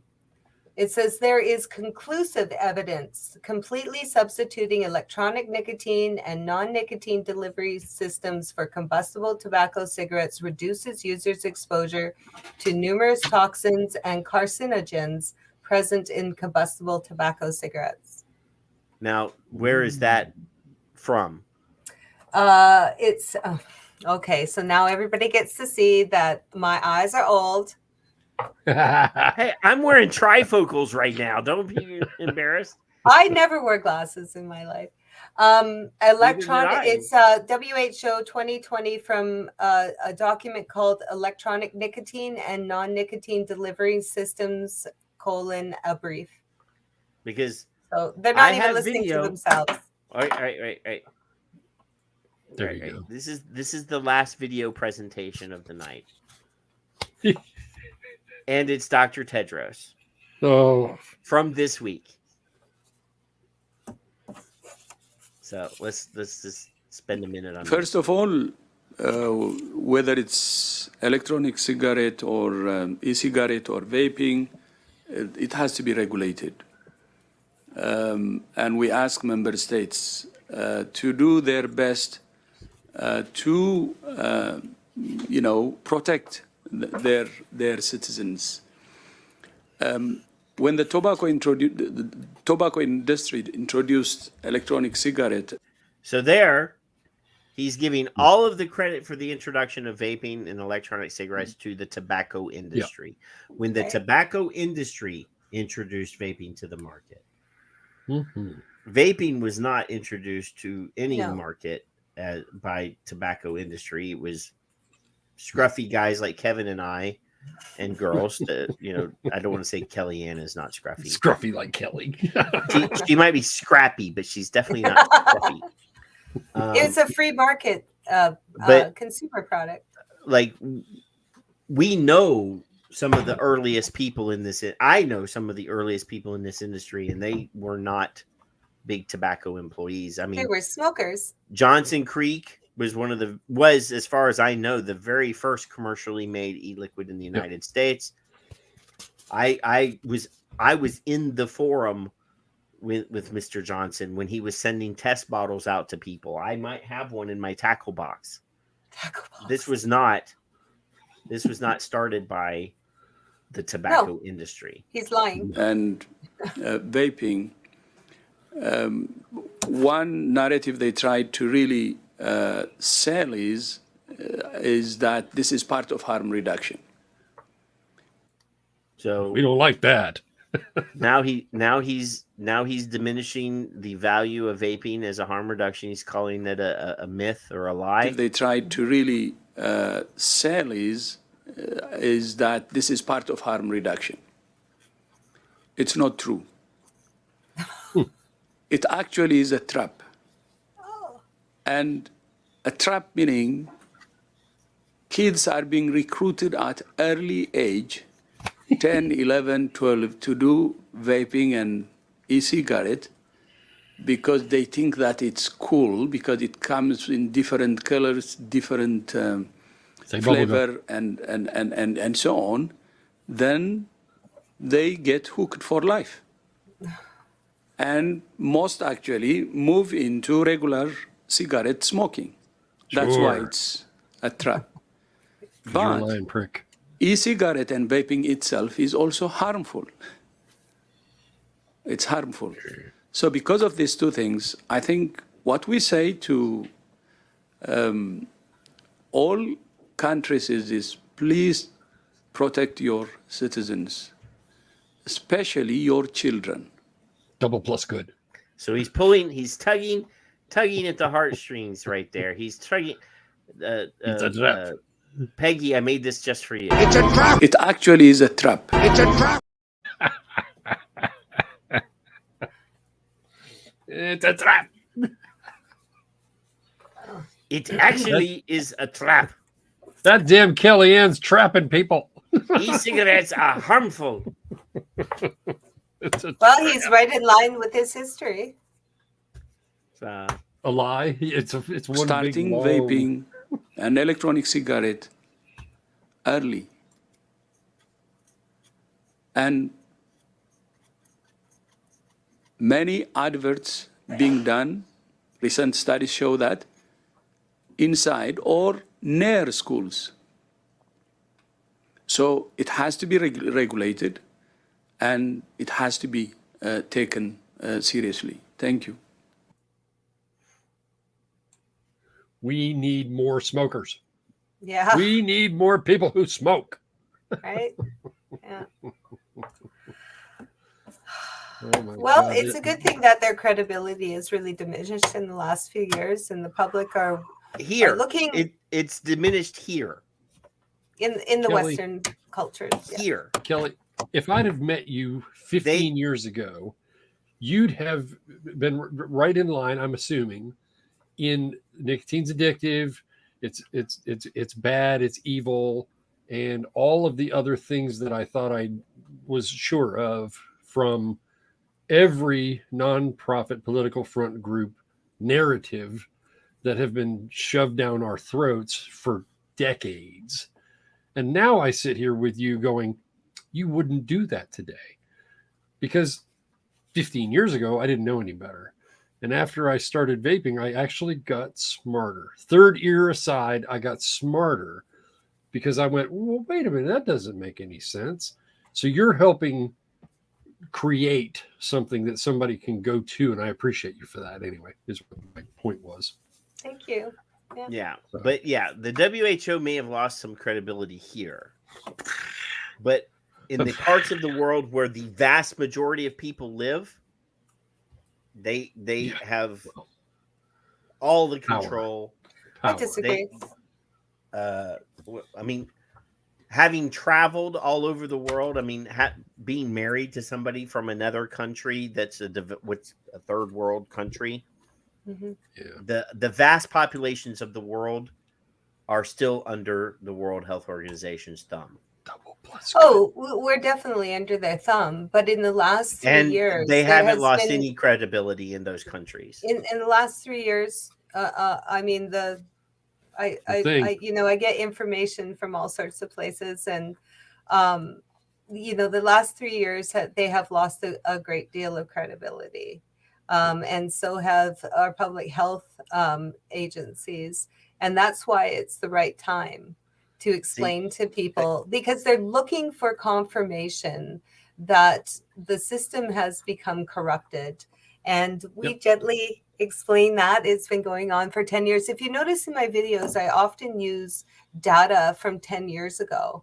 And the reason is because I'm illustrating that this information has been out for 10 years. You just don't know about it. But again, in countries like, say, the Philippines, Singapore, Indonesia, those vast, huge population centers, the WHO has not lost any credibility in the public at all. Japan, which is not a developing country, but which is quite reliant on the World Health Organization because their public health system is about ready to collapse. Oh, I see. Well, there was an interesting study done during the lockdown where they looked at hesitancy. Another way they look at that is obedience. And they broke it down. It was an excellent study, thousands and thousands of subjects. And they broke it down into demographics. And the highest compliance rates were Asians. It's part of their culture, right? So they question authority less. So I can see that. But the damage done by public health in the last few years is pretty hard to ignore. Right. No, I mean, our audience, the people that watch our show, we have a much larger international audience. We have a lot of people that are in the chat room that are in Australia, New Zealand. We have people from Africa that listen and watch the show on replay. Drop bears. Got lots of drop bears. And those countries in Africa, for example, the World Health Organization and the Bill Gates people and the Bloomberg people, they run their countries. I know. Yeah. And I mean, I'm trying to remember what's in which device because I have to. I won't go into it, but there is a long history of those agencies causing great harm. For instance, I don't. All the polio in Africa is from their injections. all of it. Well, we actually have had last year an outbreak of polio in New York State. How bizarre. But no, that didn't get widely Did reported. they isolate the pathogen? What? Yeah, you didn't know that? Yeah, I got in an argument with somebody on Twitter last year about it because my wife is a CDC trained infection control nurse, so she has to do all of the infection control reporting, and she gets like the updates, and she was in the room last year, and she's like, "There's an outbreak of polio in New York State," and I'm like, "Let me read it." So I read it, and I found some links to it being reported in the media, but it's like an also piece. It's like a very hidden piece. Yeah. And everybody's Did like, they "Oh, isolate well, the pathogen? yeah. I mean, They did. Yeah. Was it the And virus or a bacteria? It was bacterial. Mm-hmm. But it was just funny that somebody had tweeted about vaccines. Oh shit! You said it. Oh shit! We're gonna be canceled now. Way to go! And I was saying that no vaccine is 100%, but we've just gotten used to all of the vaccines that we get as children on diseases that we've mostly defeated. Oh, I'm not even going to get into it. But I've done extensive research on this. But he said, "Oh," and he brought up polio. We destroyed polio. Polio doesn't exist anymore. And I'm like, here's a link to a current story about a polio outbreak in New York City or New York State, and there was like 12 or 14 people tested and got sick and had polio. Somebody said, Look up polio outbreaks and vaccine induced in Africa. Oh, I'm sure. I'm sure. I'm anything that Bill Gates pays for. I have a little bit of. Well, you pay for most of your guys' farmland. Good luck with that. Touche. That's true. Hey, and China owns the largest pork processing company in America and Canada. Is that right? Yep. They See, I bought wonder how Smithfield Mark is. Farms. I eat local. I live in the rural community, and I get local food. That's good. It is. It's the best beef in the world. If you're ever in Canada, this is the place to get the best steak you've ever had in your life. Blame Canada. Blame. Fig. Fig's Oh, at the bottom because of the what? last thing in the show notes is a tweet. The tweet that Oh, the Fig Fig sent tweet. today Okay, with okay, the video that we already played. Such great hair the man has. It's just that since Fig showed back up last week and started refollowing people on Twitter. I don't know where poor Fig has been, but he disappeared for a while, and I got a thing saying Fig followed you. And I'm like, how did he He's helping unfollow Mark. me? He's helping Mark out in where's she at? Montana, Colorado. Maybe it just needed a break.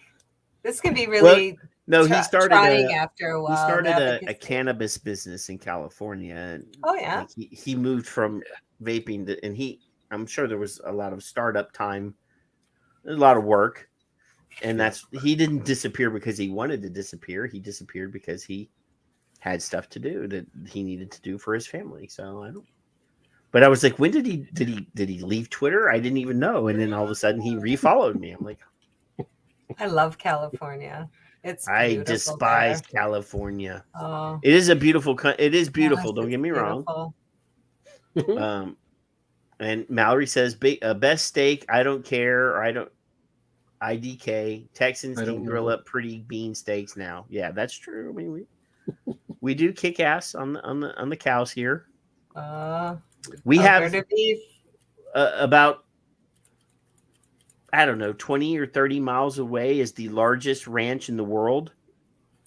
It's called the King Ranch. Okay. And they have some of the best beef cows I've ever seen in my life. You know, the province I live in is Alberta, and we are like very much like Texas. We are oil and gas and cattle. Yeah, we're conservative and we have lots of guns. But she's never apparently done anything. See, with I her. should be. But we don't have as charming an accent as Texans do. I don't have a Texas accent though. No, you don't. But I Nor do are like you- the accent. It's Nor lovely. are you charming. I'm not from here, but I got here as soon as I could. I almost moved there in the lockdown because they have special legislation to bring Canadian RNs to US. Because the measures here were so drastic, I was just gonna migrate out of my country. We didn't. And, we didn't. and it was we either didn't- Texas or Florida. As a state, we never had mask mandates. Obviously, my employer did, but Yeah. the state itself didn't. Well, And I that will must say, be- I did treat some COVID patients that scared the living shit out of me. I'm you Said know. it again. I've had over 100. No, that's the patients first time with I that actually said COVID. diagnosis. Huh? 100. I've had over 100 patients with that diagnosis. Oh, Over. I could probably, I would say I've had as many, Mhm. but I don't treat them in the acute stage. So by the Well, they time I weren't get them, necessarily in the acute states. I wasn't working ICU or emerge. I was going Right. into facilities, but now you my know wife, that we have to go into the how they were tested and what the cycle thresholds were, and on and on. my and- wife worked in a actual COVID unit. She works LTAC, and they converted her entire unit to COVID. And I would say she had more than 100 patients, but I have a patient right now that's COVID. They're still testing for it. I see. Well, apparently she got sick enough that they decided to test it. But yeah, Right. she. But I had a 37-year-old patient, a guy, was a landscaper, physically fit, had no pre-existing conditions, no comorbidities, Mhm. And he was one of the earlier cases before Yeah, they it were was any more shots or virulent anything. in the earlier. Yeah. And he was in ICU for 7 months. Well. He was comatose for 3 or 4 of those months. Mhm. When he came out, he apparently had a stroke. I mean, but the entire left side of his body didn't work anymore, or right side of his body didn't work anymore. Couldn't Mhm. move his arm, couldn't move his leg. Mhm. Was dependent. They told him that his lungs were destroyed, and they would put him on a lung transplant list. Mhm. And he said, "I don't think just let me go home." And he went home. He had bed sores from poor care. They weren't rolling him in the hospital. There's no reason for that. He got sepsis. They they put him on IV antibiotics. They cleared his system. They sent him home. He was getting wound care at home. I was doing therapy with him at home. Then he got an infection, had to go back to the hospital. He was unresponsive for a week or two. His wife called me and she's like, "We're going to pull the plug tomorrow." Oh no. I talked to her the next day. She said, I walked onto the unit, and the nurse, her eyes were as big as saucers. And I said, "What's wrong?" And she said, "He woke up." Wow. The organ donor people were there checklisting if there was anything that they could take. Right. Wow. Isn't that And he remarkable? woke up. Wow. He woke up. She said, "You're lucky," because he had left instructions that he didn't want to be in a vegetative state. Right. He had his living will, so he was a DNR. Mhm. And they were just going to pull the plug, and he woke up. And he said, I want to live. I want to live. Get me back on the list." They said, "We'll He's put like, you "I on the heard what list. you were gonna do." But first you have to get rid of this infection." Yeah. So they got rid of the infection. They blasted him with every fucking IV antibiotic they could possibly think of. Mhm. He was cleared. They put him on the list. 2 days later, the infection came back. A day after that, he was dead. Yeah, we see that with every illness process. That just someone that you doesn't have the demographics, and it just hits them wrong. No, You but know, I do hear people say a lot of times, "Well, it's just like the cold," and I'm like, in some people it is just like the cold. Mm-hmm. Yeah. And in other people it's not. What presents more like an ILI or an RSV? Yeah. I've I don't really want to. My nieces. No, this video is going to be blocked now because I just told a really sad story about somebody with COVID, and they're going to say I'm I keep spreading. saying that word. You're just asking for trouble. Well, but I'm not saying anything negative. I nothing just but told a really trouble. sad story that really did happen, and now we're going to be banned. Yeah. I just know it. Yeah. But we've been on for 3.5 hours, guys. I'm hungry. And I'm getting sleepy. Steak. I do think a steak. Farm would be fresh good right eggs. now. I'm gonna have the farm fresh eggs and Ezekiel bread. It's my favorite. What is Ezekiel bread? Well, it's actually a recipe from the Bible, Ezekiel 4:9, and it's a mixture of grains and legumes, and I get sprouted organic, and it combined it makes a complete protein.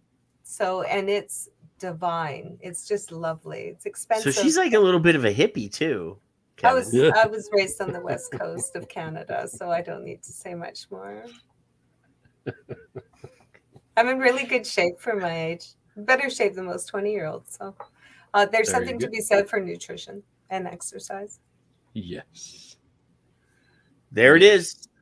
That's true. She That's- hasn't said that's- anything negative. That's what you need to know. Or untrue. Yes, diet and exercise are very important. It's a foundation of health.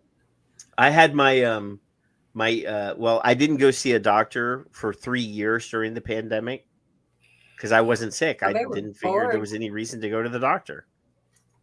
And I went and had all of my labs. Like the doctor's like, you haven't been here in 3 years. We're taking everything. Right. So he comes in, got this stack of results like this. It's like $6,000 worth of labs. Wow. I have no idea what labs cost Well, because we because don't get a bill. you don't pay for that there. Yes. Yes, we do. 50% of the revenue from our taxes in our province go to our Well, healthcare but yeah, system. We do but pay for it. You don't cut a check for it though. is Nope, what we I'm don't. saying. No, they just So- take half your check. So we pay 30% of our payroll check goes into federal taxes. So only 20% more and we get free health care. I don't know. I think all taxation is theft, essentially. I do too. So anyway, Income he comes taxes. in. He comes in. He's all hang dog on his what? And he's like, "Your cholesterol is perfect. Your sugars are perfect. Your blood pressure is perfect." He says the only thing that you don't have is you need some D3.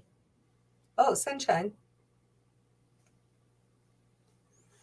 Go away. That's great. That's a great bill of health. He must says, be "I look at disappointed you." they couldn't write you a script. That's what he was. I was like, "Well, why are you so sad?" He's like, "I can't write you any prescription."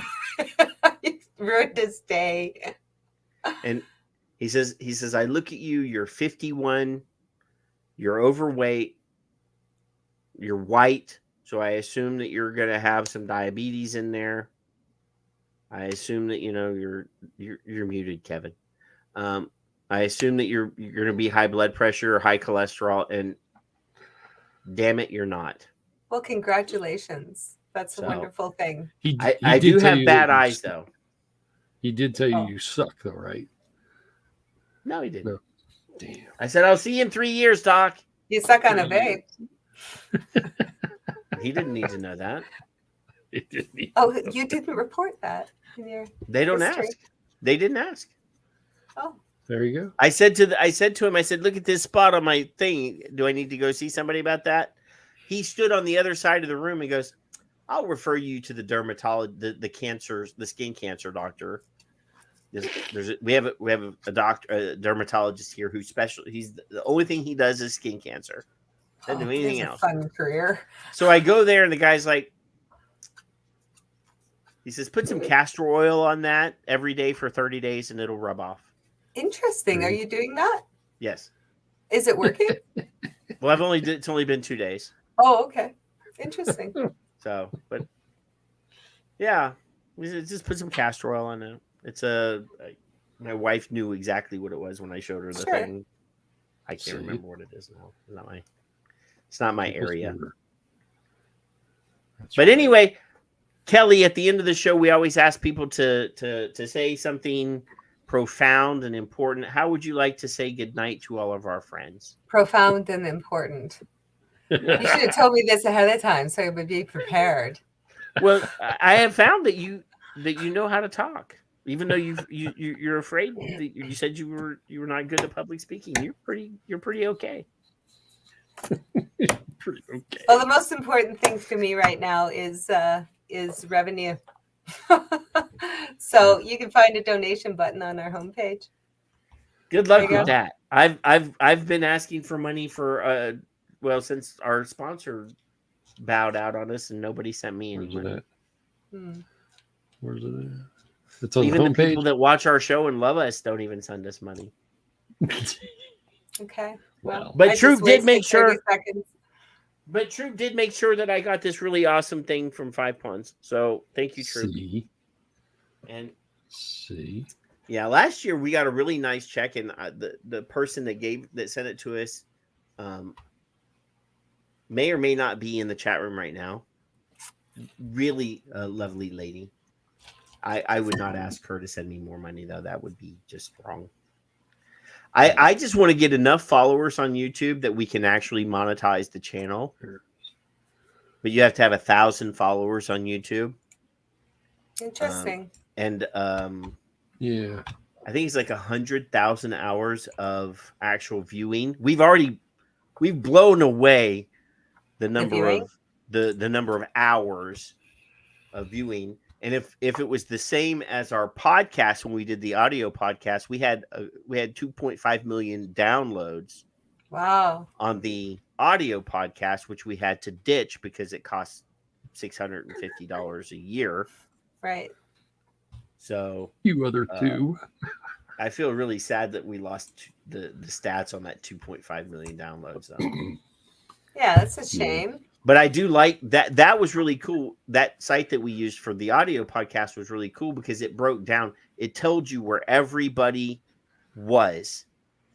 Right. So you could see, oh, well, there's like 15 people in Africa that listen to us. And there's like another 100 people in Germany that listen to us. And there's even Russians that listen to us. And some rodent up in Canada. You know, you could see where everybody that listened to the show was. It was really cool because that is neat. But YouTube doesn't do that. But I do know where almost everybody's at anyway. So we have a chatter in the chat room. His name is A Bastard. He's from Australia. Yeah. And Peggy is from Florida, and Skip is from Minnesota. And Troop is from Minnesota. True. And I'm not sure where Mallory's from. Mallory is American. Chicago. I think Chicago, Illinois. Ooh. I won't hold that against her. I don't remember. She'll tell you. Yeah. She ain't scared of you either. We have some Kiwis. Yeah. An Aussie showed up here a while ago. He was Bruni late. was in the room. She Bruni knows was Bruni. late. So yeah, the same loyal people. We love them as much as I pick on Troop. If it wasn't for, I love Troop. Troop was the Plume Room was one of the very first e-liquid companies that I ever bought liquid from, and I love them. They're great people, and it was a sad day when they had to close their doors. Loved Skip. Skip kicked ass saving people in Minnesota until they had to close their vape shop. Love her. You know, there's so many people in here that have given so much to harm reduction and ended up losing everything. Yes. I don't know what that feels like. Not sure where Michelle's from either. So, Kevin, do you want to say goodnight to our friends? You have anything you want to say to them other than go to Vape Info, VAEP.info? Yeah, I did throw that in the link in the chat. I want to appreciate Kelly for coming back on with us because she forgot how mean we were with the first one she was on. I don't often. I'm not afraid of you. I put you in the same category as I do Dr. Glover. Oh. And that's a good thing because we all love Dr. Glover as far as I know.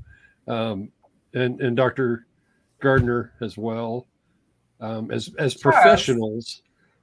Yes, ma'am. Because when I have someone like you or Dr. Glover or someone I respect who's going to tell me the truth, I don't ever have to ask the question twice. I ask the question, I get the answer.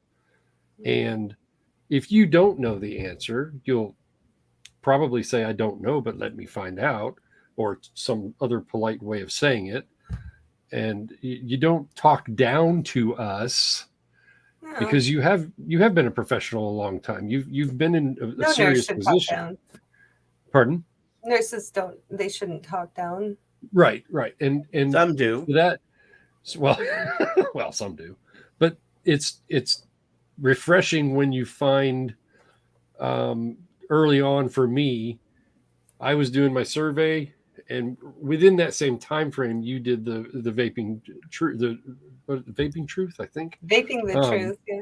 Vaping the truth, and it was like, wow, somebody else gets it, and she's a nurse, So I was excited about that all by itself. The content was even better, but this site and the effort you've put in, and I know damn well how many hours you've put in. If I've put in what I've put in over the past 10 years, I know what you've been putting in, which is a lot more than me. And I don't think sometimes the people looking at it necessarily understand how much experience. You should have a degree in something else because of the experience you have, and Patrick has in doing what he's done, and Skip and Mallory and Raj and Troop and all of you, every one of you guys are amazing, and you're just one more amazing person in this tiny little hellhole that we're trying to get out of. And I very, very much appreciate you, Kelly. Well, so thank you. Keep your eye on us. We have a lot in store. Oh, and I'm going to be in Champs in Las Vegas. Champs? I would like to go to Champs. The Champs Cup. It's a marijuana event. Oh. Yeah. No idea. I would enjoy that, but well, I don't work with peds anymore, so I shouldn't be drug tested. When I was working with peds, I was drug tested like once a month. Yeah. Oh, okay. Right. But I don't work with peds anymore, so I work with oldies now. So there's less. Some of my oldies are. No, I can't say that. They do get the munchies though. How about I even though it's not the munchies. There are worse things. You can find us on all social media under Vape Info too, or just on our website. So before we go, Andrew in the chat room owns a company called Vape Band. Band. They make rubber tank protectors. Oh yeah. For vape devices, we have Kevin's got one there, but they also make like these. He makes these as well. These rubber things. I can't reach that. And he's saying in the chat room that VAEP Vape Info should have a custom vape band. So Andrew and Kelly should get together so that they can talk that. Kelly, this is Andrew. Andrew, this is Kelly. Andrew can reach me through direct message on Twitter or Facebook. It's the easiest way to get a hold of me. Oh yeah, I've been trying to find a vape band, and it was one a foot like right there. That would be neat. I can send them. This is our glow in the dark, red, white, and blue, glow in the dark hashtag clusterfuck vape band. Cool. Now, Judy G, who is active on Twitter, coined the phrase clusterfuck at a hearing or at a conference, and she referred to the way America was handling FDA, America was handling the vaping regulation situation as a clusterfuck. That would be appropriate. Yeah. And, Her favorite word. So we got. It was inspiring. Andrew made vape bands for us that say clusterfuck. That's awesome. All within one little show. Yes, I edited a video and created a video and posted it on Twitter live. You should play it during the show. You should let Kelly hear it. She deserves to hear it. What? I can't help that you can't be coordinated enough. It's a 12-second video. It's not a very long video. You are correct. Hurry up. She's hungry. I am. Oh, then let me move just slightly slower. Oh. Slightly And they glow in the dark, Kelly. These glow in the dark. We have our pink sweetheart t-shirts. The wings glow in the dark. Yeah. Oh, I got to get one of those. It's a woman's cut. Did they come in? But what's a woman, right? Like men's large. You'll wear it or extra large. You don't care. My wife would wear it. I do have 2 extra large, but we don't sell to the U.S. yet. So if somebody wants it, well, I could only fund so much, right? So I could open the store in Canada, but we'd surely like to break into the U.S. market, and we will shortly. It's just Some a of you funding guys, issue. some of you guys selling off your Porsches now should send some of that money to Kelly. That's what I think. Well, we can solve the misinformation problem. That's exactly right. Yeah. Then you can get your Porsche out of Hawk. All right. So this was at the GTFN 2021. Okay. Share screen. And this is Judy. This is Miss Judy here. This beautiful young lady right here. Clusterfuck.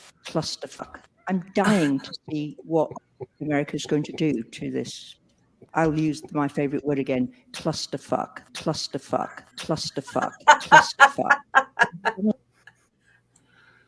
Good honor. It's first, only to butt shit is second. So here's the thing. I have, and we've talked about it on this show before. I feel that some of the best vaping advocates that we have, Judy, Amanda, Skip, Marwa Glover, are all beautiful women, intelligent women. Kellie Ann is on that list. She's a very highly intelligent young lady. Some of and we don't. And then there's us. We don't weaponize them enough. No, we don't. We don't. I mean, Amanda weaponized herself. Like she was quite vocal. She got into meetings, with Trump's advisors. She got dirt. She was quite a force of nature, but we don't value them as we should.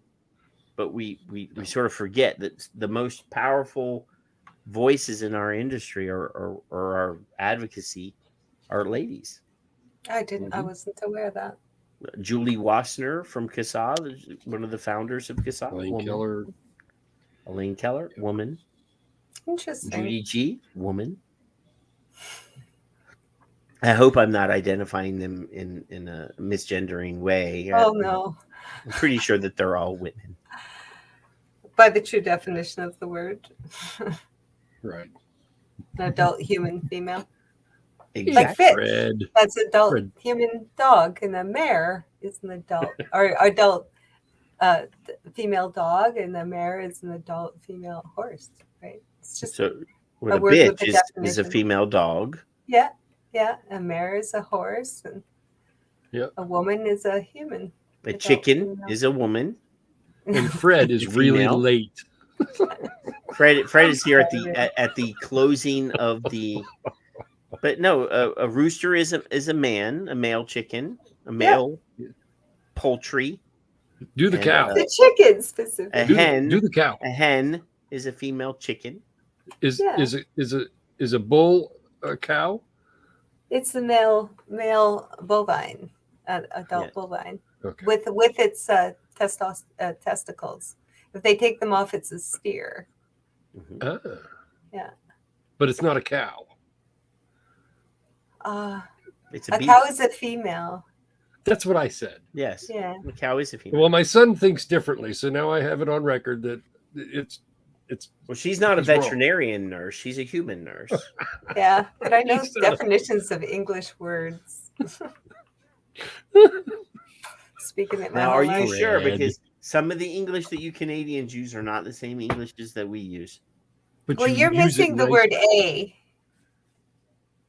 You use. We have a letter A, but how do you spell the word A? E-H. A-Y-E. Oh, E-H. A. E-H with a question mark. Well, we have. I'm Canadian, eh? But we don't say it like that. We say eh. Do you? Yeah, we use eh. But not in the same way that you use A. I use it. You hosers. Hosers. Shove off, you hosers. We say roof. Roof? You Like say the rough. roof of Yeah, roof? roof. I say Gotcha. roof. Oh. Roof? The Roof. the lid of the house is the roof. Yeah, roof. The lid. The lid. Stop it. You guys are crazy. It's been fun. We Thank are. you so much for having me. All right, guys. Love you. We'll see you in 7 days. If nothing bad happens, I might do a test show if I can get the rumbling sometime this week. We'll see. It may just be a me shooting the breeze and making fun of people while I test out the rumble. But there you go. So we'll see you in 7 days, if not before. Have a great weekend. Enjoy your family. Go and tuck your kids in and give them a kiss on the head. Go find your wife and plant a big wet one on her. Do the things that you love this weekend. This is your time because Monday's going to happen, and that's when the shitstorm starts again, and all the bad news starts circulating, and we're all done with you. A whole week. So let me find a video. Thanks, Kelly. Oh, here we go. This is our Big Brother closer. You have to watch the Big Brother closer. The question: how does one man assert power over another? Obedience is not enough. Power is inflicting pain and humiliation, otherwise you cannot be sure. Power is tearing human minds apart and putting them together again in new shapes of your own choosing. Power is not a means, it is an end. All competing pleasures we will destroy. If you want a vision of the future, imagine a boot stamping on a human face forever.